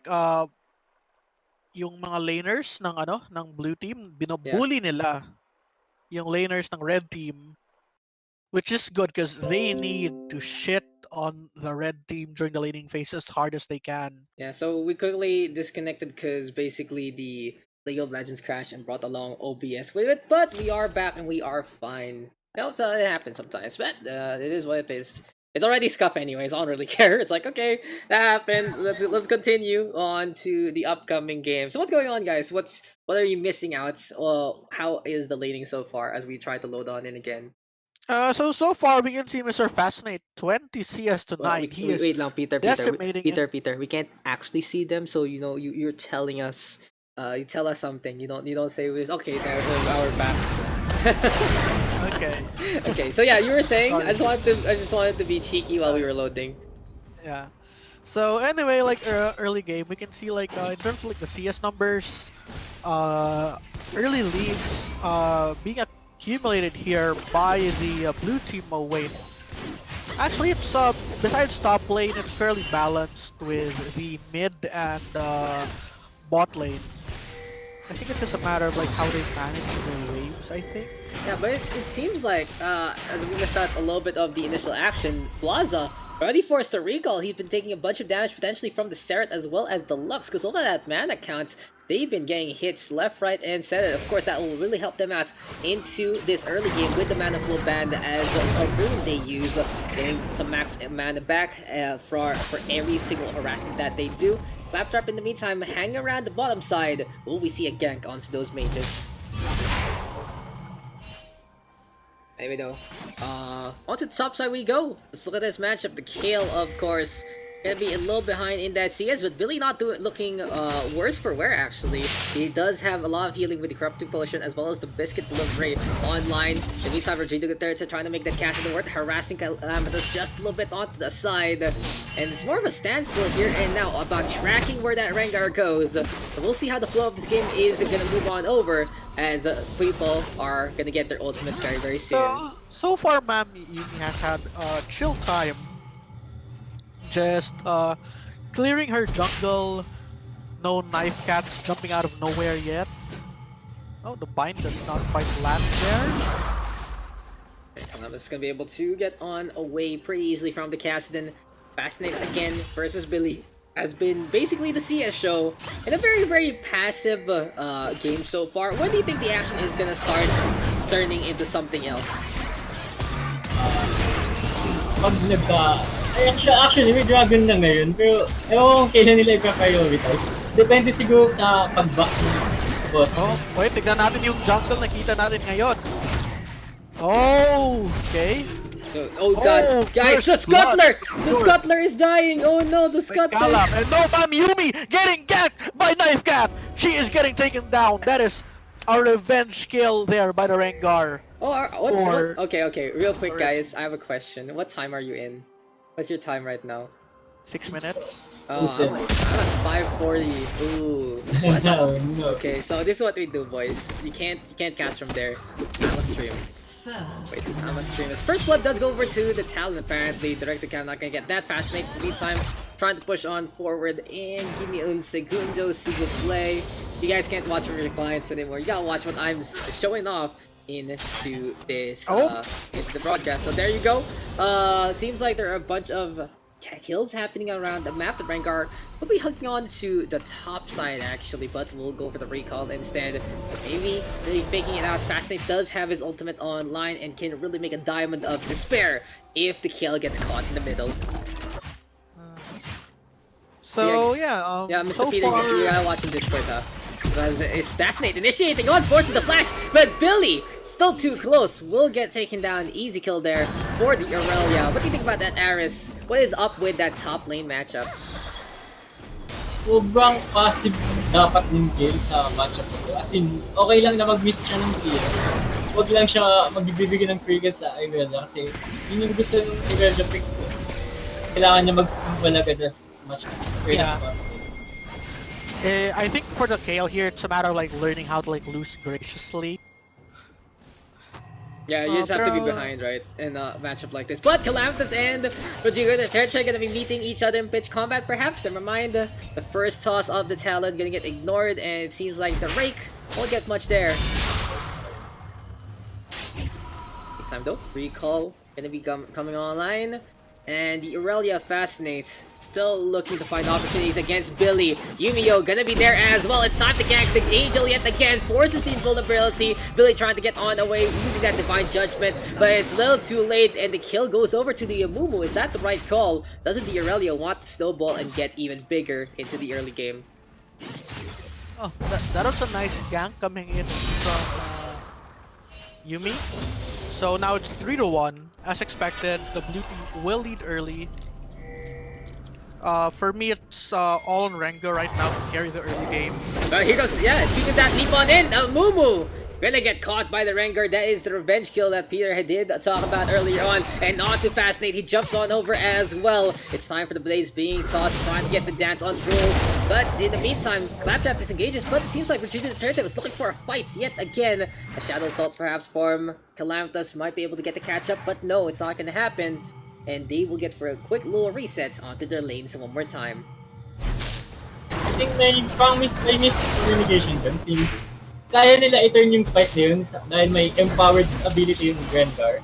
So, he could have snared the Irelia. Pwede nila i-burst together with Those ferocity attacks as much as possible. He's able to really just find a way to be as potent as can be. The Calamitous and Cassidy gonna go for the brawl. Here comes the Shadow Assault though, and the Insta Ignite. Can the Cassidy survive? Doesn't matter if you play the shield. That is pretty easily done. Not really a good initiation there from the Cassidy, but in the meantime, onto the top lane, it's gonna be the Rift Herald looking to knock down the upcoming tower. Hindi ko lang alam bakit nagpo-first na early game Cassidy. Like yung goal niya dapat is to survive the early game. I think it's possible this could be a waste arrow. Oh wait, nope. I was able to like get down one proc. That's gonna be two plates going on to help Billy. But oh, Claptrap gonna get caught there by that's Ultimates and the Aurelia making a dance in the diamonds yet again. Vanguard's Edge getting the catch on, and that is really such a good way to entrap your opponents. In the meantime though, seems like 3 onto the bottom lane. Here comes double in yet again. The Serats trying to get the damage done. Yumio though looking to find a way through, but the leash there from the Morgana. Oh, that's a huge toss. That's a dump connecting onto Edmund. And Ira in the meantime into the front line trying to get a root perhaps. Does still have the final spark. Doesn't use it though. One kill goes in favor of the blue hand side. Damn. That's really nice there coming. I mean, sorry, I'm watching Minority. I know, you guys are supposed to be the experts here, okay? All I know is to call whatever is going on right now. I'm like reading the abilities from time to time just to actually check out what they fucking do in the first place. So you have to carry your own weight in a matchup like this, in a cast like this. But anyway, it's still Zyra forcing that Crash perhaps, looking to just push that lane just a little bit to allow him to gank on over into other lanes. In the meantime, Laws is still all the way in behind. Really bad on the CS though. It's just 39 right now for our Aphelios. Why is that the case? Is it really just a poke hampering our ADC? I think the poke is like making it difficult for him. Even though you have like the black shield there by the Morgana, I'm not quite sure. Like oh yeah, Morgana is max Q, which normally would be okay in most matchups, but when you're going up against like such a pokey bot lane, I think it would be like smart to max E, just so your ADC like have. Oh, but look at that! Claptrap actually jumping in, gets the kill on the Ira. Plaza in the meantime will get traded. Oh, what a beautiful bind! Yeah, the bind actually connects, and Calamitous will say thank you very much. I'm gonna flash on in to get that kill, vaulting on over. Doesn't even need to use the ring of blades there. And in the meantime, Fascinate potentially gonna go for a tower dive into this one. Will channel out his abilities to make sure that that Defiant stance gets a maximum value. So though the fight's not gonna end anytime soon, Claptrap leaping on forward yet again. Jumbling trying to get on the way. The Cerato gonna toss out the magic, and Fascinate now with the dive, the flash though to try and get on the way, and he will survive. Aurelia dance. Dude, the Aurelia dances. Mr. Fascinate is on a mission here, just bullying Billy repeatedly. It's gonna be a little. It's a pretty easy lane honestly against the kill, especially with the Aurelia being so much of a dominant force, especially with a bit of farm. Calamitous though did go for a few plays here and there, and now it's time for the Initiation. Shadow Assault to get that Ring of Blades, but Edmund coming on behind. It's the Soul Shackles getting the connection. Will get the stun as well. Can he get the kill on the Calamitous? The turnaround is here, but it's a bait and switch. Cassidy comes back to get that takedown. I think Calamitous was a bit too massive there. What? He was a bit too. What's the English term? Greedy? Greedy. Yeah, greedy. He was a bit too greedy there for Bakit the kills. maasim? Isn't maasim Sar? What? Isn't that the term people usually use? I don't fucking know, dude. I don't speak You, that you ask language. him. Okay, anyway, yeah, he was a little too greedy trying to get the kill onto Morgana. But the cast We got you cast now. dude, what the Cassidon, yeah, with that, the Rift Walk allows him to just blink on again. It's it reminds me of like the old school blink, just being so quick. In the first place, you know, in League of Legends, it was like, okay, you have a blink every 5 minutes, but then you have Cassidon who's like, oh, I can do that too anytime, like every 5 seconds. But in the meantime, that's gonna be the Irelia actually getting shut down into this one by the kill and the Rengar and Claptrap. Really showing his might with the Hunter, moving around the map, coming in from the shadows and prowling on over yet again.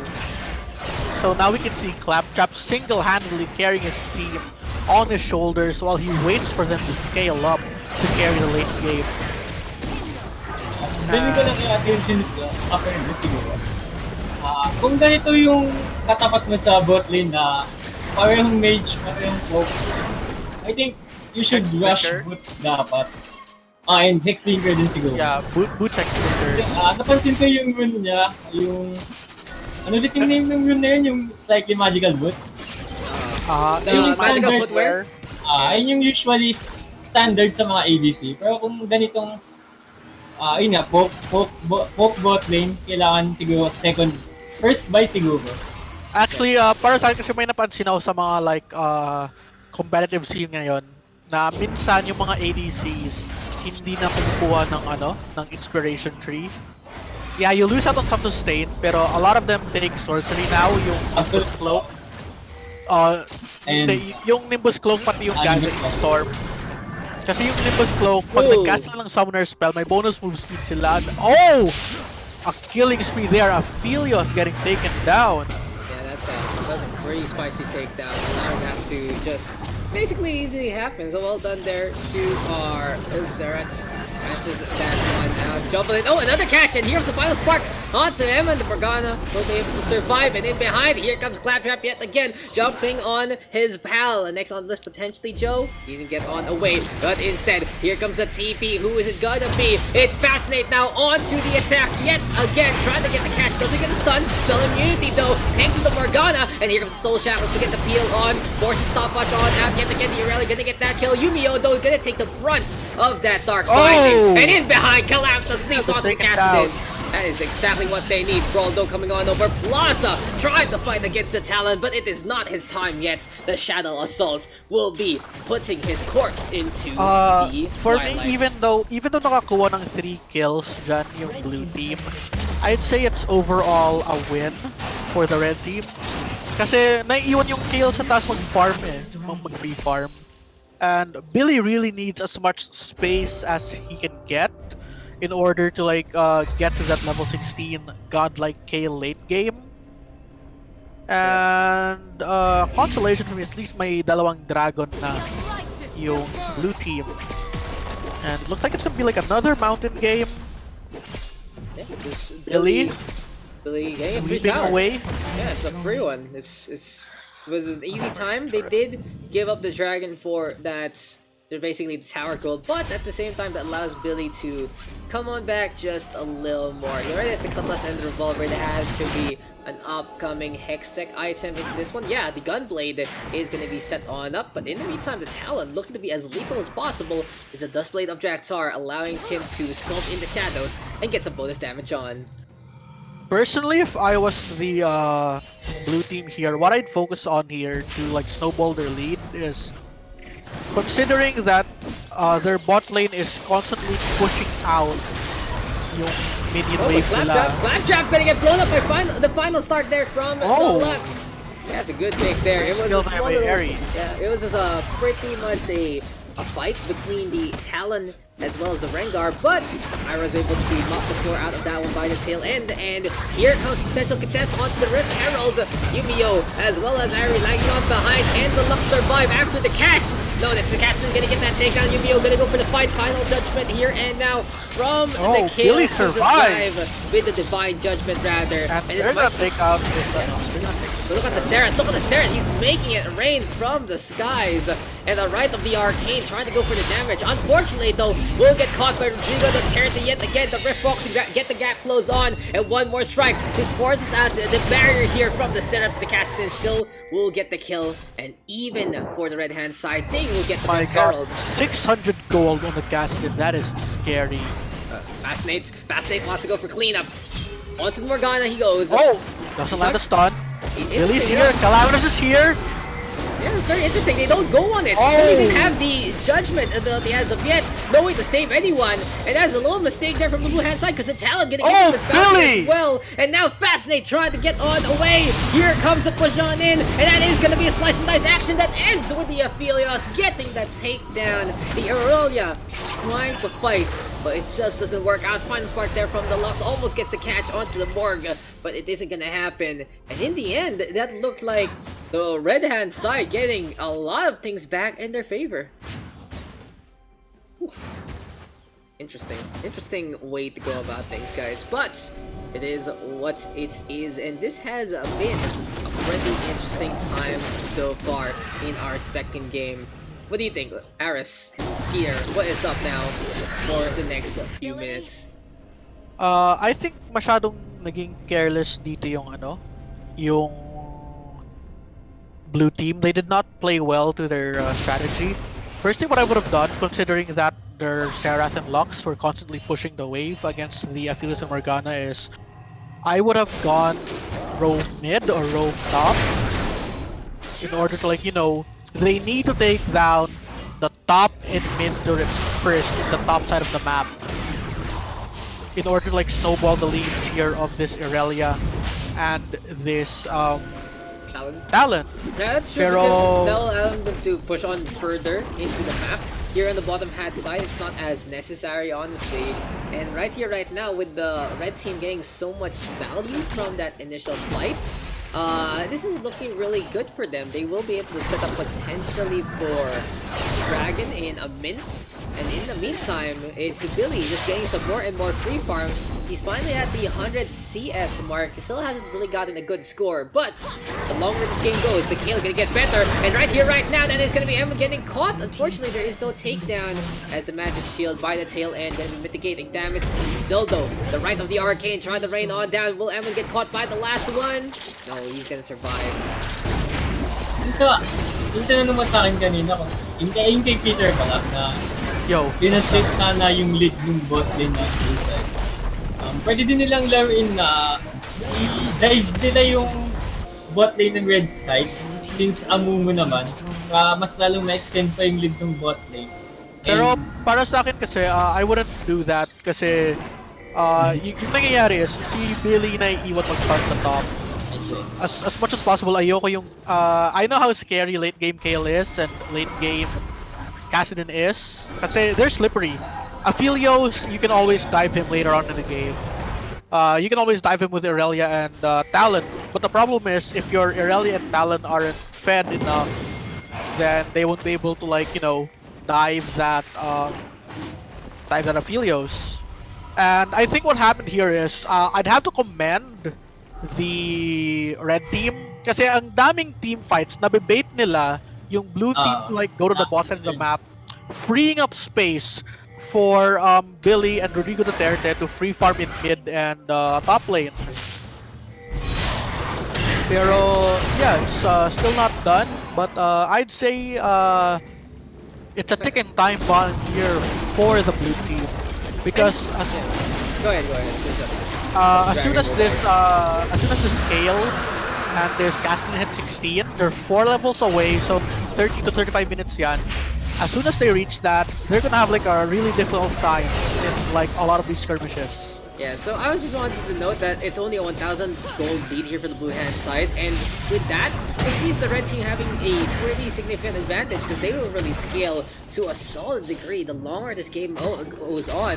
With the fact that the blue team is basically even in that gold count, they won't really be able to snowball or bully their way against the opposition, especially if they're set up like this in a pretty defensive stance in a way that they can still support each other. Interesting enough though, Billy is into the front line. He's not gonna get any farm anytime soon, And with the kill at a state like this, you're not really gonna get any real value having the Angel of Grace somewhere there into the map.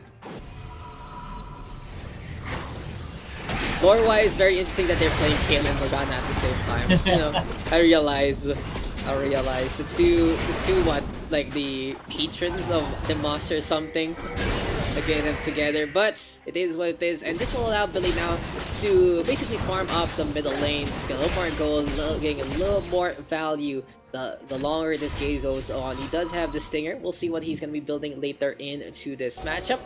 In the meantime, it's looking like a potential Triforce here for the Aurelia does get it. It might be a power spike that the Swords Dancer will use to get some kills. Ayun nga, nawala na yung clear win condition ng blue side na kailangan lang nila parang i-maintain yung lead nila nung early game. Yeah. Nabalik na yung red Unless side. may gagawin masyadong throwy play dito yung red team, I think they're eventually gonna reach the point where they outscale and just start stampeding over the blue team. Oh, some folk there. PUGS number 1, interesting. It is what it is. You know, these guys have been bothering me to do this for weeks now, and I finally relented to do it once, and I'll probably do it again. Thank you. But probably not anytime soon. We'll see. We'll see how this is gonna go, guys. I'm a very busy boy, and this is not a game I know. Hey, it's Fun Trick. GG's last night, Yes, bro. Mr. Funchick and Mr. Okay, what's up, guys? Uh, I wonder who is, but let's. Nakakatawa yung IGN niya. You don't know about who is? No.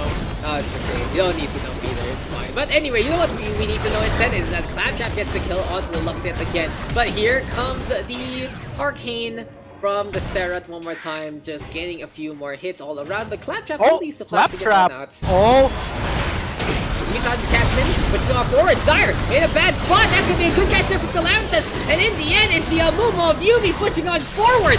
2 kills on the board. Turnabout play thanks to that Shadow Assault. And that is just gonna be a pesky way to go about things. Solid surprise from the assassin who's dashing and man, looking Yumi to be coming up slashing. big in that play. And now, if I was the team, I'd use this opportunity. They can try to just push the waves, stop the bleeding. So far, yung waves is advantage pa rin ng red side, except for the top side, kasi yung top side ng blue team is lamang yung minions na sa push there. Yeah, they did get rid of that top tower though, which is really good for them to actually invade into the jungle. Now all they need to do is make sure that they can actually silence the opposition, prevent them from really getting too much value out of that, and set up potential gaps against the Kale, who's having a pretty good time after a poor start. He does have the Phoenix Codex as well as the Stinger. I think that's gonna be a Nashor's Toot coming our way there for the kill. Meantime, this has back into the flash and onto the Shadow Assault, but Turnabout is fair play because Rodrigo Duterte got to survive and get the assistance from his team. Calamithus using a lot of summoner spells there, and in the end, he will get slain. Though with the kill, Claptrap now. Claptrap! Leading, he's on the killing spree. He is on the run. No, he gets shut down by the Amumu. Yeah, exactly. It fascinates with the Vanguard's edge again. And the final spark actually putting Rodrigo Duterte in a pretty tight spot. Looking to get on the way instead, Billy now gonna get caught. And in the meantime, Fascinate gonna push on forward one more time. Here comes the Judgment though, gaining vulnerability. Looks for the heal to get the movement speed on out. One more hit from a spell might do it. But still, the kill gonna get that sustain on, has turned into a better form of the Angel. And they will survive with their core late game units, core late game heroes intact to get some new items instead.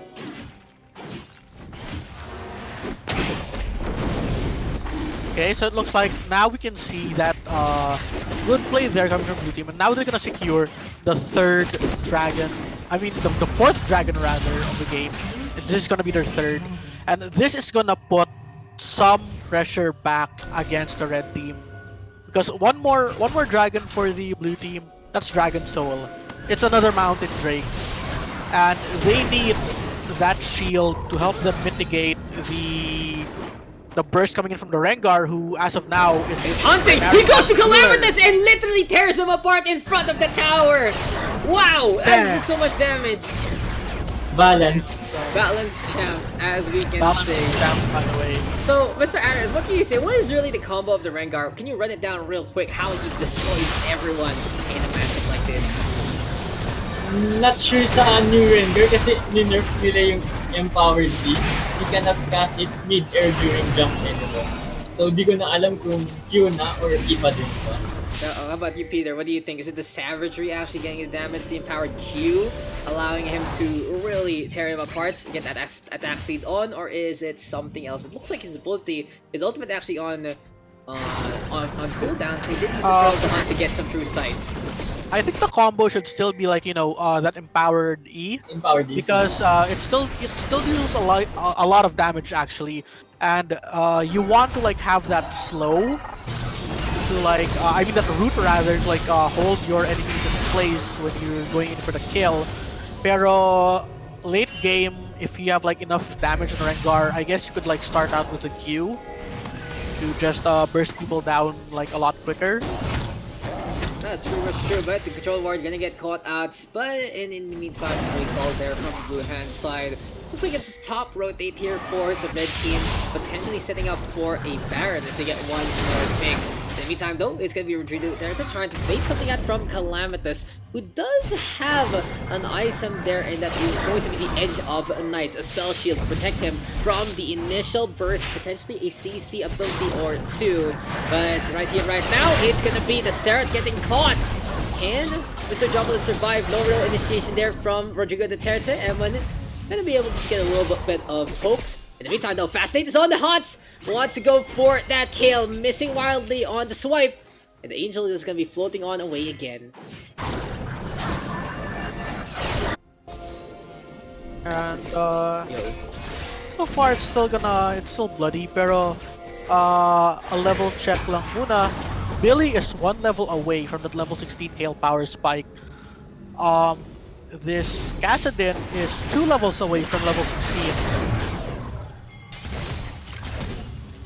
And what is exactly does the level 16 do for the Kassadin? But never mind, though, the Guardian Edge gonna get the catch final spark there, but a beautiful Hourglass to survive the damage. Emma now might get caught, but in behind, Claptrap actually assassinating the Serats. And this is the blue hand side retreating yet again. They are quite low. The Rengar looking to be on the prowl, and Rodrigo Duterte wants to be one to finish off the opposition. 2 kills on the board already. Here they come on back. Beautiful judgment to sustain the Rengar as well as that Kassadin. And that is the kill, getting the kill by the tail end. The red hand side finish off the opposition, and it seems like late game is upon us. That level 16 power spike comes to because when you first start out like level 1 Rift Walk, yeah, people have like 5 seconds to react. As soon as he hits like level 16, that Rift Walk will be on a 2-second cooldown before cooldown reduction, I think. So he's gonna keep blinking around as long as he has the mana to do it. So it's really just so pesky from the Kassadin. He's so mobile. He can pretty much go anywhere and burst down the opposition. He also does ignore unit collisions, which is a big bonus, allowing him to really chase against his opposition. Look at those blinks, even against the blue buff.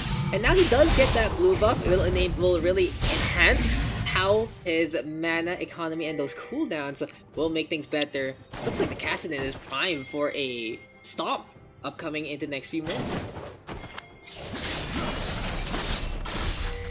And so now the gold here is over to the red team. Let's see. Mr. Aris, what do you think the blue team can do in this situation? So, as of now, I think di na nila kaya ng 5v5 team fights. They'll have to catch their main carries with rotation siguro. Yeah. Pero Or hindi if ba they're sa out of place. pitasan lamang na din ngayon yung red team? Because they can have like either Kassadin, Kale, or Rengar on the side. honestly, overall, I think the red team has the advantage that they will get that dragon. But Ash makes a good point, as here comes the edge again, and seems like it's gonna be Blaze about here for the blue hand side. Resurrection though from that Guardian Angel Final Star came on earlier, but Claptrap again initiating in behind, Fascinating out, gonna kill onto the Morgana, but the judgment there from the Kale will sustain, will allow the sweeps to come on forward, and this is looking pretty dire for the blue hand side. Fascinate the only survivor, and Claptrap has always been into the backline to make sure that he can get the kill onto the mage DPS, the mage support, and Rengar leaps on forward, gets the takedown. And an ace! That is an ace right there, ladies and gentlemen. Exactly what I'm trying to say. The red hand side has the complete advantage by this point. They have the lead, they have the better composition, and the only choice the blue team has right now is to allow a pick, is to actually get a pick off to happen. The Aurelia will be looking for those, but the Guardian Angel can allow him to basically have a second chance as is. But in the meantime, in a fight like that, a fight so straightforward, it's not gonna work out whatsoever because the Rengar gets in behind, gets the kill onto the Seraph, making him useless. Baron Nash now taken down by the red hand side, and this has to be basically game unless something dire happens to the red team.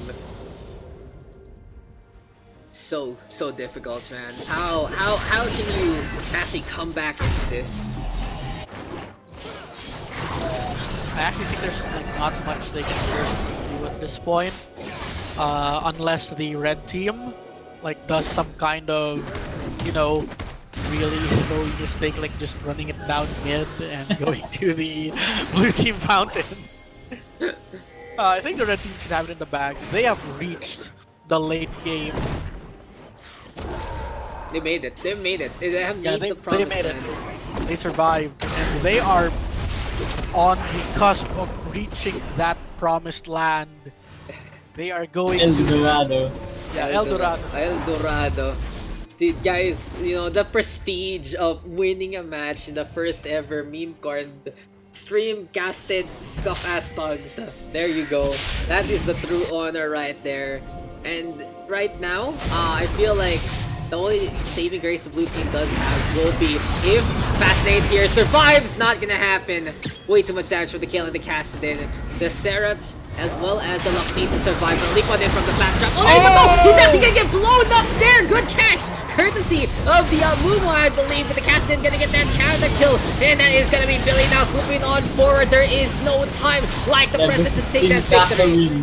And that has to be the GG. You can't sell Kassadin without the in. And he goes in to get the win. Here comes the push onto the Nexus. Will it be victory for the red hand side? Even gonna go for the stasis in front of the fountain.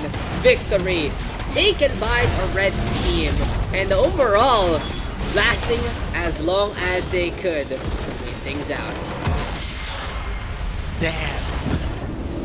Wow, what a great effort there by the red team, like holding on. Like early game they were getting massacred, but I'd have to give the MVP here over to Claptrap. All the times he's baited, like the teleports going to like the bot lane, it really helped them to like give Billy and Rodrigo Duterte the space they needed to farm their items they need to hit their late game power spikes. That's really true, honestly, and it really allowed the Rengar rather allowed to the two lanes that needed the most of space that was necessary. We were talking about it early on that we expected the Rengar to actually go on the hunt for the Amumu. Didn't really happen too much, but instead got the farm that he needed to basically turn things around in terms of pressure. Of course, the Kale was gonna lose lane. Of course, the Kassadin was gonna be at a disadvantage from time to time. But in the end, when the Rengar was ready to go, he was able to put in the impact, put in the enough pressure to force the blue hand side to group up as a more stable unit. Picking off the Seraph pretty much every single fight. Absolutely huge. The Seraph was the one farming. The Seraph was the one providing artillery supports, but that is just the assassination that they needed. Because Calamitous, Fascinate, and Yumi all need to go in to fight. So what is now? What's up, Mr. Peter? What else? I mean, like, I've seen this trend. I'm sure you've noticed it too. Like during the past like 2 games, Fascinate's team starts out pretty strong, but they eventually, like fall off. Like they aren't able to like finish. Yeah, that's true. Yeah, they're not able to finish. What I'd like to see is Okay, they need to guys. like pick Go, go. some Yeah. champions that can help them like take down towers a lot quicker. So you Because get yeah, yeah. they're very good at bullying their opponents like out of lane and like getting a lot of picks and kills in the early game, but they're not doing a very good job of translating any of those skills they get into taking down objectives, and that's been costing them these games. Yeah, I agree. It's really they have a strong start, but they're unable to really capitalize on it. They have their two mages down below, really bullying whoever is gonna be there. They had a solid top lane, especially with the Aurelia versus the Kale, and then you also got your Talon versus the uh Cassidon, right? So they had the components to potentially go all the way. They had enough burst to just push on forward all the way through mid lane, but in the end, it just didn't pan out as well as it should. And basically, there MVP, of course, for the blue team will go to Fastnate. Viva's been making plays all throughout the matches, all for boats. And I guess our moral of the day, guys, is apparently Fastnate can't finish. Oh! I've been sitting on that since the moment you Oh said my it. god. But yeah, there you go, guys. Will we get another game? Are we still going on? How long is this gonna go, Mr. Aris? Ang dami pa daw sila. Yeah. 10 pa din sila. Ay, Hindi na Aris, matatapos na. Gago, foot mo Aris, na, invite. naantok na ako, gago. Aris! Wait lang, Ah, ako na si Peter. Peter. Ako na Peter, wait lang. Wait, I'm just gonna go get food. In the meantime, I'll play some bathroom break? music. No, Yeah. I'll just get food. Yeah, I'll be back soon. Bathroom break. I'll just keep it on the screen. I don't really care.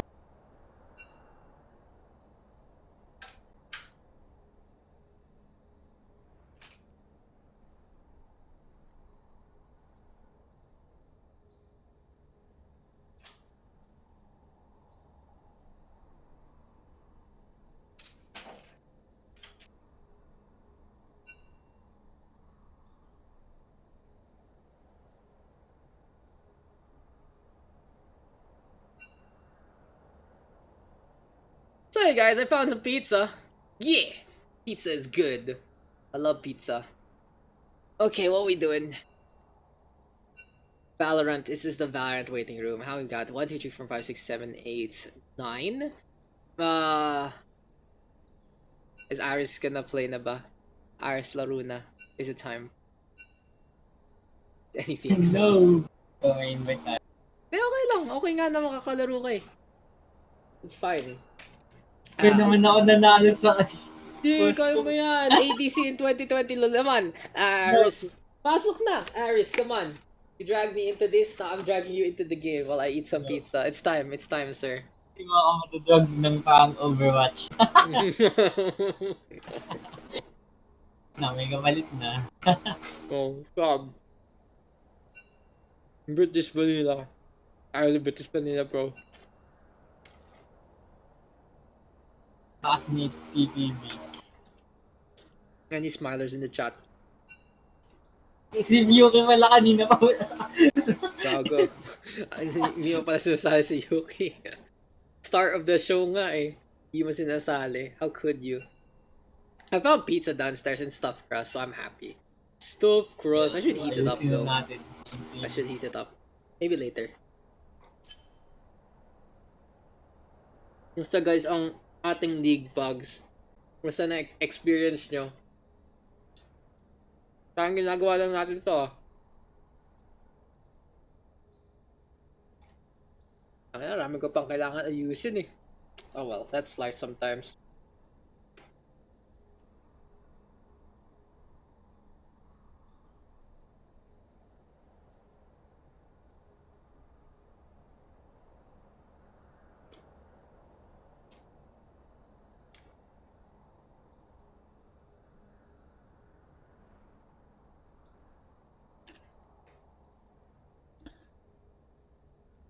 Hey guys, Totally I'm back. Hello. I'm just eating on stream because I'm absolute professional. Nice. I wish I had food to eat. I mean, I I found do, but I have to cook. I found pizza downstairs, and I'm a happy boy. I'm gonna heat up water for instant noodles. Give me a bit. Let's fascinate. This is Zalder. Is he gonna cast now?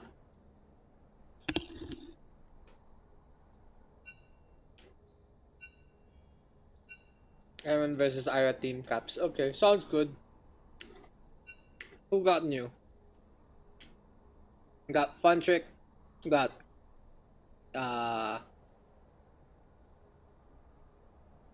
Jovelin. We got Jovelin. We got no, I think it's Fun Trick's the only one, and Vigilance. Fun Trick and VG are the new ones.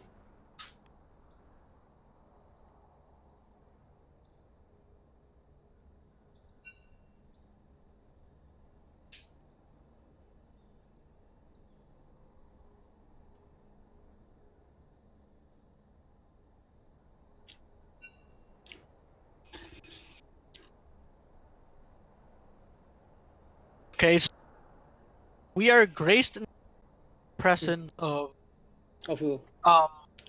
vigilance.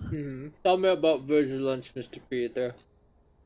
I mean, like, for me, like, vigilance is like one of the best players I know. Like, he's gotta the believe. younger brother of former Mineski top laner and Be the Gaming top laner Snoy, who was part of the roster. Like, went to the season 3 World Championships in Los Angeles. Cool. And he's actually, been developing really well as a player. Actually, like, I'd say Vigilance is versatile. He can play ADC, play support. He can play mid. I mean, he primarily plays mid. So I'd like to see what role he's gonna play here. Like, personally, I'd love to see him on mid. Which is like, stop that, stop selling me. Thank you for the follow there, David Card. But Vigilance is basically being sold off to be like, hey, you know how great he is. This is how Yeah, great he is. he's great.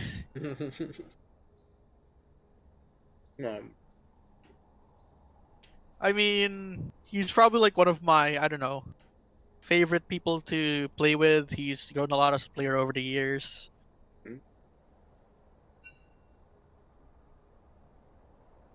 I'm a Peter. I'm trying to eat here, so you have the stream if you want to just talk to me about things. Because I got tired. I'm tired trying to use my brain so much. Because I'm actually having to learn things on the fly, and my head hurts having to fucking do that compared to a game I actually know. It's like, I can, if I'm casting Overwatch, casting StarCraft, I can fall asleep and I can still cast it. If you guys want proof, I fell asleep actually, for like a few, like half a minute, in one of the StarCraft 2 tournaments, like the grand finals, because they were just doing the same thing over and over again without any adjustments, and I fucking fell asleep so watching the same clash happen for like a minute. I was still casting. I shut up for a bit, and I was still casting in my sleep, and I was like, "Oh, we're back. We're still doing something." Bruh. It really depends. League is like, I've been having a But difficult time. how have you enjoyed casting like League so far? I wish I knew more. I wish I knew more because, as is just basically my standard. David Carr says, I think I'm gonna find inspiration here. Been silver stuck for lack of mechanics. Okay na daw yung team. Sobrang Okay, stuck okay. ng team 1. Okay, wait. But- Wait, guys. Before that, so Wow, the yeah, David Carl. that is an obscenely stacked Yeah. team. That's a pretty strong team. Wait long. Let me just give him a little shout to David Carr. So he's like, okay, he's been stuck in silver. If that's how his case is, and right now we aren't really the highest tier, of course, of gameplay. We're like, this is like plat and diamond. We did this for the community, but we do have Mr. Peter here to explain a bunch of things alongside Mr. ADC. So if you do want to basically learn alongside me about this game, then you come to the right place here in the Memecord PUGS, which was basically me being dragged along by all these guys to actually cover some League of Legends. Anyway, that's pretty much it about that, and hope you have a good time in our stream. Give something educational, especially for Mr. Narbral and Mr. Zoraion here. But let's look at those teams: Emma, Rodrigo Duterte, Calamitas, Plaza, and Vigilance versus Irie, Javelin, Claptrap, Billy, and Funtrick. This looks like pretty scary, as you guys said. Yeah, go R. Yeah. Oh, Yeah. we're gonna push through with this. Stuck yung team nila. What a stacked team. Oh, we can see a target banned there for Billy's Vigar.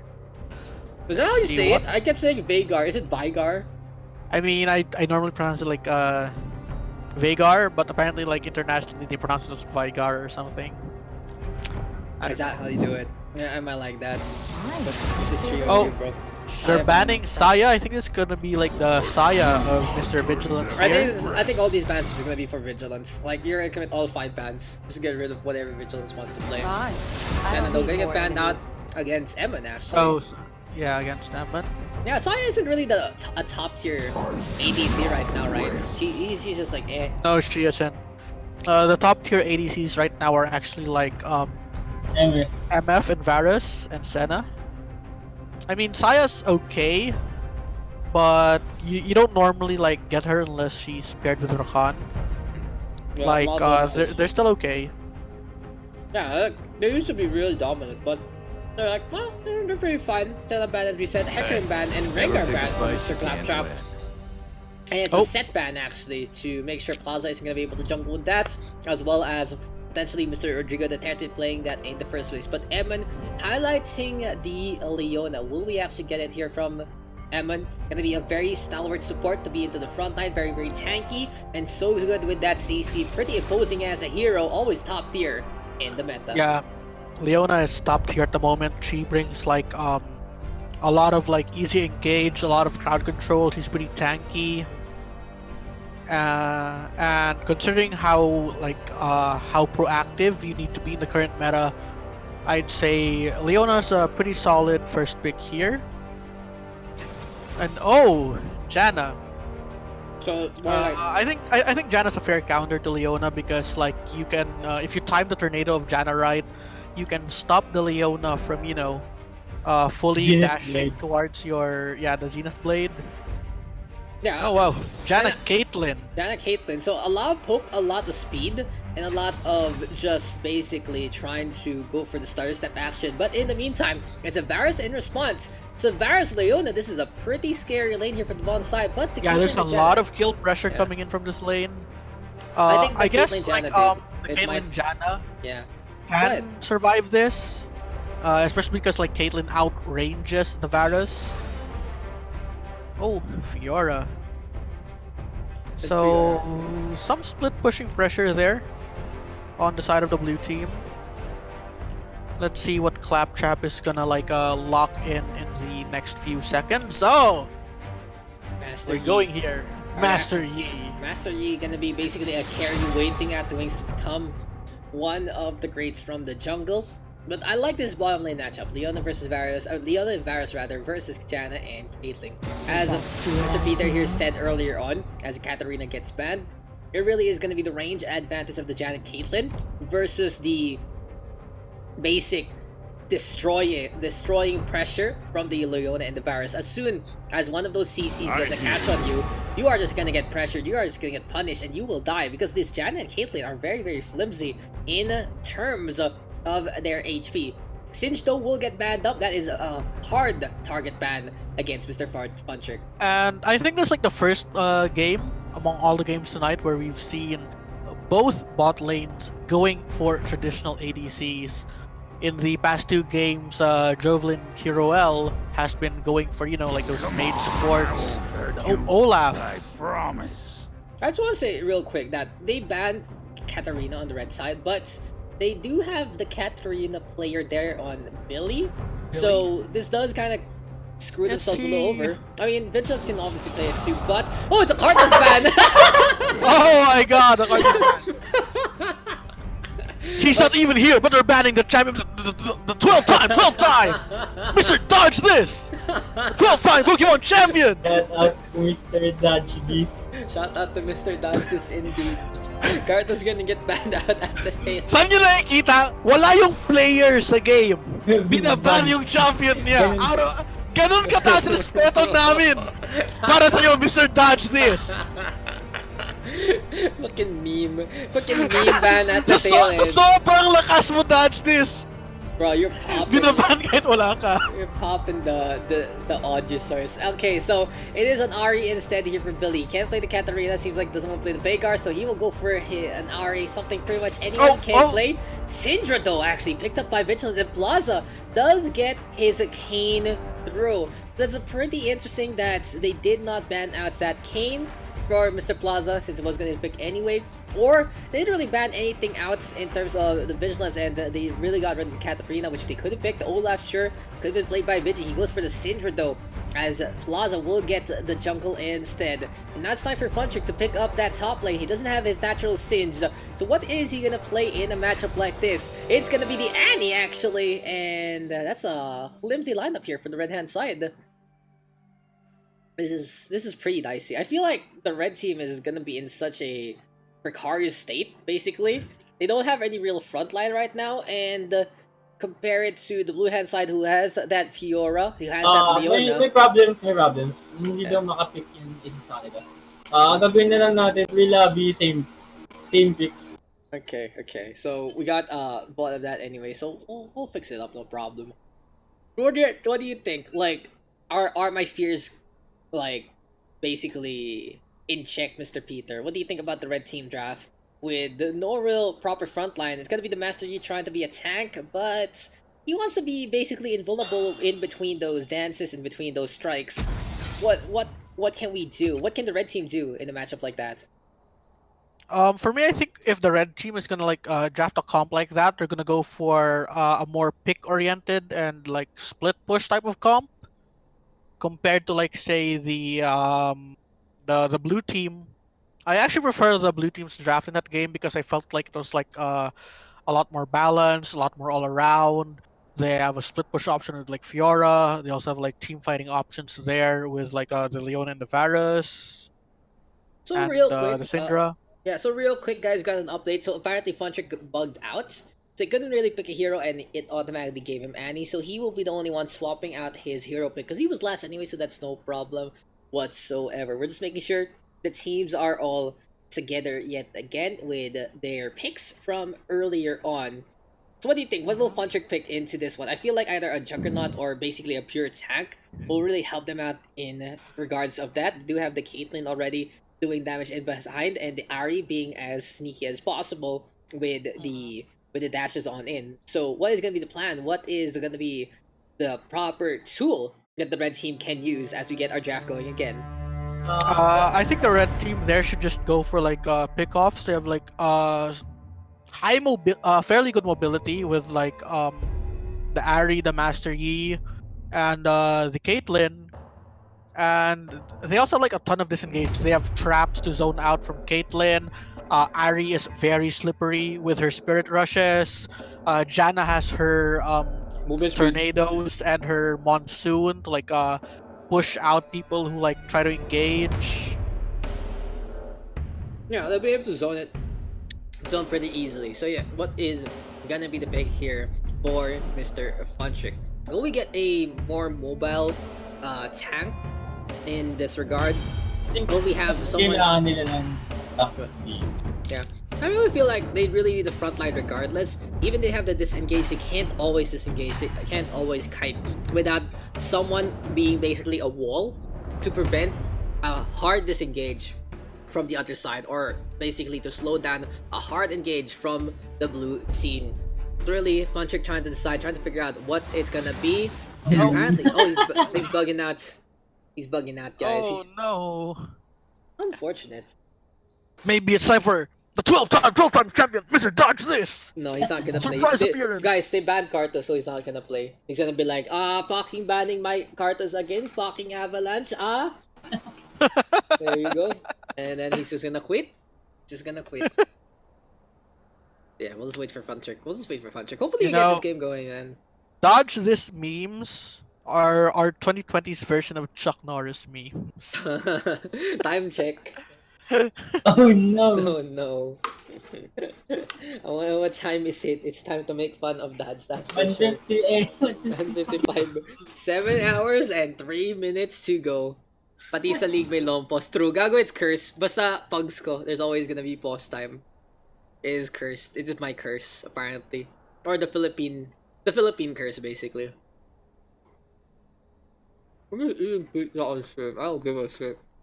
I'm gonna like take some time to heat some noodles up while we're Go ahead. waiting for Go ahead. We'll talk.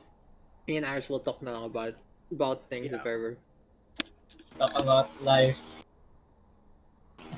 No, Iris. What do you think of our first edition of Memecord PUGS? Uh, best PUGS. Hindi ka nga naglalaro eh. CSGO PUGS win. Tekken 7 PUGS win. R6 PUGS Rainbow win. 6 PUGS win. GTA 5 PUGS win. GTA roleplay PUGS. Better roleplay wins. Superior roleplay. Ang inang yan. CS PUGS. Ano pa kailangan ng PUGS? Nagluloko league ka. No, it's okay. Dude, I don't give a shit. Look, I'm eating pizza on stream. This is so different from anything I do. Sobrang walang pake. This is a super casual stream for me. I even have my hood up and everything just so I don't get cold. Take your time, Fantrick. Are you okay? Can we go? Can we get back into our match between Scuff Stream, Scuffcast? I have no idea what I'm casting, honestly. Like I said before, I'm like reading up on what the fuck they do. Bakit na lang lumalabas si Hero? Try mo kaya gawa ng lobby sa sarili mo muna. Like, make a lobby for yourself and then fix the shit. Or you make lobby in the chat. Binaban kasi ni Sinch. Oh, true. That's what happened eh. Naban yung Sinch. But, I guess it's finally time to get into this one. Please, let's just make sure that Funcher can actually pick anything.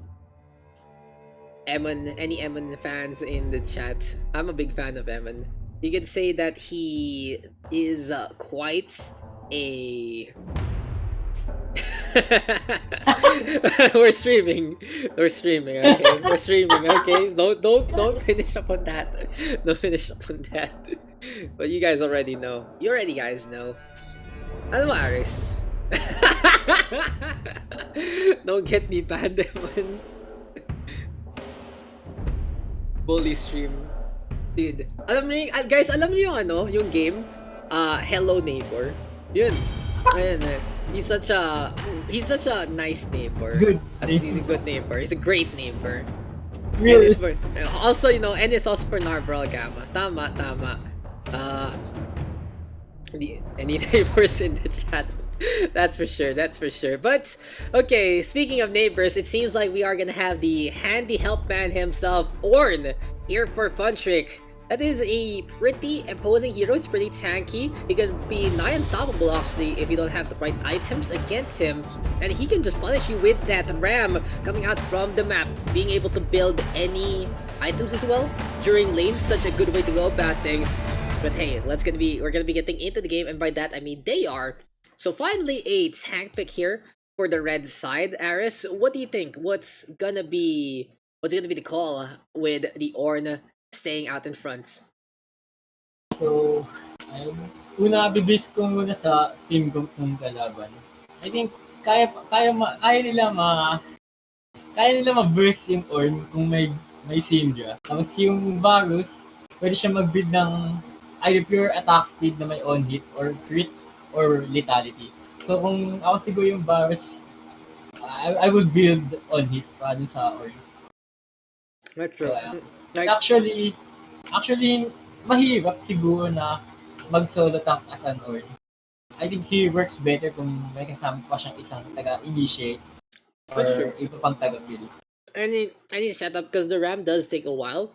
If you have the right angle, sure, it will work. But basically, the Orn does like to go for a few counter initiates as well with basically the rock and the fire attack. It's very, very imposing in lane, sure, but in a more team-oriented fight, it doesn't really do too much in terms of CC or heal. Oh, I completely agree with Aris has to say. Sa comp naman nung blue side, I think complete yung nila yung all around yung team comp nila. They have poke from Varus, split pushing from Flora, burst damage from Syndra, and of course the engage and CC from Leona. Ang wala lang sila, I think, is utility and healing. Yeah, they don't really have any healers right now. they will have to sustain themselves. So it seems like if you life steal, life on hit, or basically any real way to get some HP back is gonna be the game plan here. The Kane, of course, can really just hide in the shadows and get on away like that. The Fiora will have basically those on kill bonuses. Beyond that, the Varus and the Syndra might look to find the ways to get HP back. The Leona is tanky enough to basically shrug off any kind of damage in the first place. So, very, very interesting. I do like the initiation more here for the blue hand side, especially with that Leona being more straight lined. You throw that javelin, you get on in, you stun your opponent, you toss your R, and it is on a pretty short cooldown, which you can spam pretty easily as well. One catch here from the blue team, and potentially 3, maybe 4 of the opposing team's members are gonna go down very quickly without a fight. So, pagdating sa CC talaga, lamang yung blue side sa pero I think depende pa din sa play nung Janna kung kaya niya ma-time yung monsoon, yung ult ng maayos. It's a good disengage tool din. Yeah, you can use the monsoon. You can also use the tornado. Basically, if the Jada is able to hold on to the tornado before the initiate, doesn't even need to aim it. You just put it beside whoever's getting initiated on. You press the Q really quickly, and the tornado should be able to basically deal with what is to come. But it's all about reaction time, and Leona has been OP since 10.4. I don't think they've really touched Leona to a point that she's been neutered, right? Like recently. Until now, I think top tier pa din siya. Still a top tier pick. When in doubt, pick Leona. Interesting also, we haven't really gotten any hook based heroes. No Blitzcrank, no Thresh, and the like. No Pike. No one has been really punishing in terms of the positioning there, especially on the bottom lane. But the Leona can do that. Doesn't hook them, but into the arms, but she will be the one who decides to go on in with the javelin and with the stun. So we'll see how this is gonna pan out for both of our teams as we have a bunch of electrocutes actually onto the field between the Kane, the Syndra, and even the Ahri. In the meantime, it's a fleet footwork Caitlyn right here. It isn't the graspingly dying, so more oriented to actually play the zone. Some energize gonna be very, very helpful here for Javelin. And on the opposite end, we'll see what Terta is actually going to be doing with the press the attack, if I am correct. Or is that lethal tempo? I think that's lethal tempo pala, right? So, that's attack speed out of nowhere. On hit Varus siguro yung build niya dahil sa lethal tempo. Yeah, it's looking like it. And in the meantime, game hasn't started for some reason. What's going on? Oh, there you go. So a little bit of loading issues, but hey, we are in for game number 3. We are back, and we are finally gonna get into our next one. Interesting enough, though, 2 cleanses actually pinged up by Vigilance. It seems like the red team is pretty afraid of CC coming their way. Actually, good yung tense dito since may chain CC ng Leona and Varus. Post 6, mataas yung kill potential. And then, they're probably gonna get a lot of summoner spells. They're gonna have to force things out. They're gonna be forcing things out, and the red team will have to use them just to survive. But in the meantime, it looks like Plaza is gonna start onto those Raptors just to make sure that he doesn't need any of the what do you call this? He doesn't need the help leash in the jungle. Yeah, he's not gonna need a leash whatsoever. And we have seen a lot of new rotations without actually getting the buff. You go to the Raptors, you go to the Wolves, and you have a good time moving to solo the opposition. In the meantime, interesting enough, it is our Jan is AFK. Wala pause sa blind. Is there no pause in blind pick? Is that how it is? Oh, highly unfortunate. This is PUGS quality at its finest, guys. There you go. Okay, we're good. So, right here, right now, we also look at some initial items. Machete here for our Master Yi versus the Talisman, actually, on hey guys, the I'm back. Kane. What's up, Peter? Welcome back. As we are seeing Claptrap as well as Buttrick work together to get rid of that red buff. Master Yi going to be starting up on top. And in the meantime, on the bottom end, it's the Kane looking to lurk around their own jungle. So we can see the typical Kane start of starting out the Raptors. Yep, we were talking about it actually, the new rotation between the Raptors and the Wolves. Meantime though, the Varus as well as the Leona looking to wait things out just a little bit. They can't really initiate as well as they could on level 1. Maybe on level 2 they will have some potential. Level 3 I feel is really the spike when the Leona does get the Eclipse to get that damage reduction, to force out their opponent just a little more and maybe get a flash or a cleanse or two. And they though, Claptrap actually really slicing out Plaza. And there we go with the flash on forward. And here comes first blood. Master Yi gonna get the kill and probably gonna execute himself on the spots to the tower. Oh, it's gonna go to Plaza. Kind of unfortunate. Yeah, because he should have waited a bit longer before, you know, letting himself get executed. Because there's like Actually, mas okay na yun. Instead of giving more gold to others. So, by giving them the assist. I mean, it really depends if the Master Yi did get on away or not. But in the end, Plaza still gonna get a kill for that. We'll be able to catch up with the Master Yi thanks to basically the suicide on the tower, not giving the execution. It's a very interesting mechanic to actually die to the tower, but in the meantime, Funtrick will do the basic combo, knocking up a few of those creeps. Galantis though, a very strong anti-tank hero that will be looking to punish, will be looking to poke against the opposition and win out in melee warfare. Anyway though, around the map right now, Funtrick in the meantime, looking for the dash on in. Still though, it's really so difficult here for this Horde right now to sustain. But he gets to level 4, under that tower, we'll be able to build some items pretty freely. In the meantime, on the bottom end, Emon and Rodrigo are still struggling against the Caitlyn and the Janna, but they are really a ticking time bomb that is looking to blow on up as soon as 6 comes.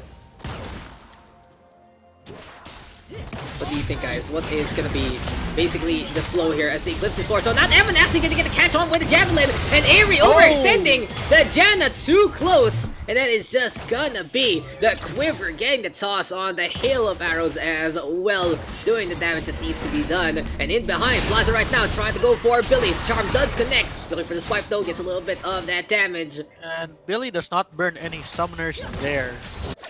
Yeah, it seems and like he didn't even burn the cleanse. Personally, I think it's okay if this like Horde kinda loses lane, because he's one of those champions where even if you're behind, you're still somewhat useful just because of like how much utility he gives his team just for existing. Like he brings like a lot of like team fight utility with his ult, and there's also of course the upgrades he can give his team later on in the game. And oh my god! Calamitous getting taken down by Funtrick, a bit too aggressive there. Yeah, pretty good kill actually. Calamitous taking away too long, staying way too long. But in the meantime, Jovelin did use his summoner spells already, was forced out by the imposing pressure courtesy of Rodrigo Duterte as well as Emon. It really goes to show when the Janna is gone, it's so easy to bully the rifle wielder in the first place. But hey, it's time to go for the CS. In the meantime, back onto the top lane, Calamitous looking for revenge, but Funtrick is already level 6, can throw the ram against his opponents. Napansin ko lang, nasa red side yung bot, ay parang lamang na yung red side bot lane kanina. Hanggang sa nag-overextend yung Janna. So, they were punished heavily by that. Nakuha yung sums nila and give a kill to the barrel. Yeah, exactly. And now Temple gonna go in favor of the blue team as Vigilance does to get the kill onto Billy actually in the middle lane with those very scary orbs. But back to our points. It really was the spike of 6 that these two are waiting on, because the Leonic really is gonna struggle against the Janna as well as the Caitlyn in terms of that poke. But as soon as the catch was caught, well, that is just basically the flow of the fight going in favor of the blue hand side. They have lane equilibrium on their end. They're getting some good CS, good EXP, and they're getting closer and closer to that level 6, so it's looking pretty tough right now for the red team.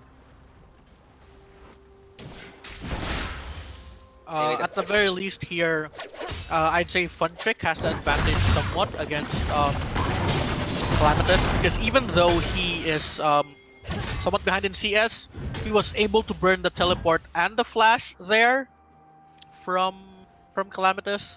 So that would leave him like a bit more prone to ganks from the Master Yi if he decides it. Yeah, then of course he is gonna go for the typical Sunfire Cape start. Oh, Leona though of Emma initiating onto Billy. He was trying to steal that Scuttler, but he's gonna be forced on that instead by the combo. In the meantime, Plaza is waiting on the southeast end. Do they see that? Seems like it's not the case. It's Jan as well as the Caitlyn pushing on forward. Aaron and Jovelin working together, but here goes the potential rotation. Fudge in the meantime pushing onto the top lane, but it's time to get into the action onto the bottom side. Slow onto the area already, and that is gonna be Jamma forced to use that flash. Tower will connect onto Jovelin, and the Caitlyn in a pretty bad spot. The tornado does come latching out too, but in the end, that's the Janna with the kill alongside with the Varus. Actually, it's the Varus actually getting that takedown. The Eclipse doing damage that needs to be done. Fudge though overextending. Calamitous gonna push on forward. Here comes the riposte, trying to get the catch on, but that is going to be ticked onto that tower. In behind though, Rodrigo Terta actually catching out the Janna, but action going all fronts, and Vigilance now with a tempo. Billy gonna get caught yet again. Claptrap though dueling against Calamitous. He does have a little bit of HP. He has to play the zone. He has to get his cooldowns back, and it's time to go for the lunge. Doesn't get too much. Claptrap instead with the KO using the flash to reposition. Wow. For me, I think I don't know why the Caitlyn I think the Caitlyn got greedy, letting out that last pull over Peacemaker, trying to secure the kill there onto the was it the Varus, I think. But he ended up getting, you know, like picked off. He got stunned. He got like chain stun, and they fed a lot of kills there onto the Varus. And another thing is, in top lane, we saw that Calamitous taking advantage of getting that grand challenge and winning that duel over the Ornn. But at the very least, I guess some consolation prizes. The Mastery was able to get like 2 kills there, which is he's gonna need to scale. Actually, what I don't get is why the Mastery has yet to complete his jungle item. Or at least the upgraded slide item. Yeah, he's just been basically using the machete as a plane, but he will go for the Herald instead, trying to get the bonus damage in behind. In the meantime, though, Vigilance really trying to bully Billy. The Dark Spears being scarier than the Orb of the Area. In the meantime, though, Emma pushing on forward yet again. The Caitlyn low already, but can Rodrigo attempt to get that KO? Seems like it's not the case. Maybe a quick little shot. No, unfortunately, none of his abilities are ready. And Claptrap in the meantime looking to rotate onto the top end, but the Fiora able to spot things out. The control ward there, giving him that vision to make sure that he can retreat properly. Ayun nga yung kaninang sinasabi na Pro 6 ko. They managed to force down Summoner's Spells na nakuha nila yung kills, and they forced the Ribbon na engagement. Onto the top lane go. Here comes Zorn using his ultimate, trying to get catch with Calamitous. Able to get the launch away, and in the end, Funtrick's still gonna die there. So close actually for Calamitous. Went for the riposte by the tail end. It just wasn't gonna be enough. Looking to get on out as well. In the meantime, Vigilance again bullying the Ahri. Such an easy lane right now for Vigilance when he gets the Dark Spears to connect. He just slapped that Ahri with all of his balls. Yeah, pretty much. The Fox can't handle the darkness of those balls, and by this point in time, Rodrigo Duterte and Evan are both looking to just get the push on. 10 minutes in, it's looking pretty one-sided so far. You wanna know something interesting, Daks? Yo. Both champions in the mid lane have balls. Yes, yes, balls. I think I already made that. I already made that thing. But as I'm trying to say, actually, for the top lane, sure, damage is being done onto the tower, but Calamitous has been doing a pretty admirable job after a poor start. He's been able to come on back, really fight 1v2 in a few regards. And while Funtrick does have the Tabi to make sure the physical damage is mitigated, well, the Fiora still gonna have the advantage, still gonna be looking for pokes as well as lances. Then comes Calamitous again. Onto Funtrick he goes. The charge on that, smacking into the wall right there. That's pretty cool actually.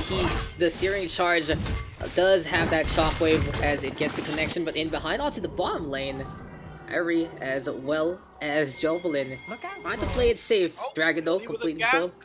Well, Billy actually gets the kill. He's gonna get the kill. Ah, there you go. He needed that kill to like get back in the game, considering he was getting bullied in the mid lane.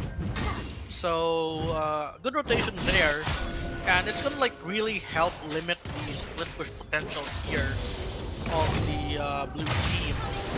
But hey, the blue team is gonna go for the fight again. Oh! Emma gonna miss the mark on that solar flare. But in the meantime, the Janna gonna get assassinated along the way. Reducing that to getting 3 hits there. And then in the bottom lane again, out bullied. Varus in the field, looking nigh unstoppable right now as the King will easily take a dragon to their name. And so far in the mid lane, it's just been the Vigilance show. He's 4-0 on that Syndra. And so far, it's despite the wide disparity in kills, it's been 2,000 gold here coming in for the blue team. So I guess it's some plus point for them. I guess they were able to like get a sizable amount of gold with that earlier Rift Herald play in the top lane. Yeah, I completely agree. The Ornn as well as the Master Yi getting so far, but Aerie might be overextending. The Tempest is gonna be able to get on the way with the Monsoon. In the meantime, though, Plaza already quite low. Emma trying to survive as Claptrap gonna be going for the brawl yet again, and the Master Yi slices and dices. The shield better gonna get taken down. Here comes the assassination, courtesy of that Caitlyn, and the ace in the hole will get the kill. Vigilance though coming on back, still gonna be 5 seconds away from the Unleash power. He's setting up those Dark Spirits already. Claptrap trying to go for the fight. Alpha Strike is there in the behind onto the top lane. He move on forward with the Ram coming on back. There comes the stun, and the Caitlyn gonna get taken down. In the meantime, though, Funtrick trying to survive against Calamitous, but the Fiora will get the kill. So much action on all ends. I think Funtrick was a bit too careless there because he tried to like re-engage onto the stun Fiora in her healing zone from the Grand Challenge. So I think it's some much needed momentum going back here to Clap's side. And on the bot side earlier, what happened was there was a nice gang coming in there by Claptrap, but very good rotational decision making there coming in. Speaking of the rotation though, Peter, real quick, that is Billy taking down a solar flare to remember, and the Ahri having a tough time. 1-5 right now, really getting outmaneuvered by multiple members on the other side. Avery now even gonna get caught for doing the third thing, going for some free hits, and the Quiver gonna get tossed on to the Forecaster. Another kill to the name of the Varus. 6-1 right now, 6-0 for the Syndra, and looking to make it a 7 against the Master Yi. Things look really tough right now for the red hand side.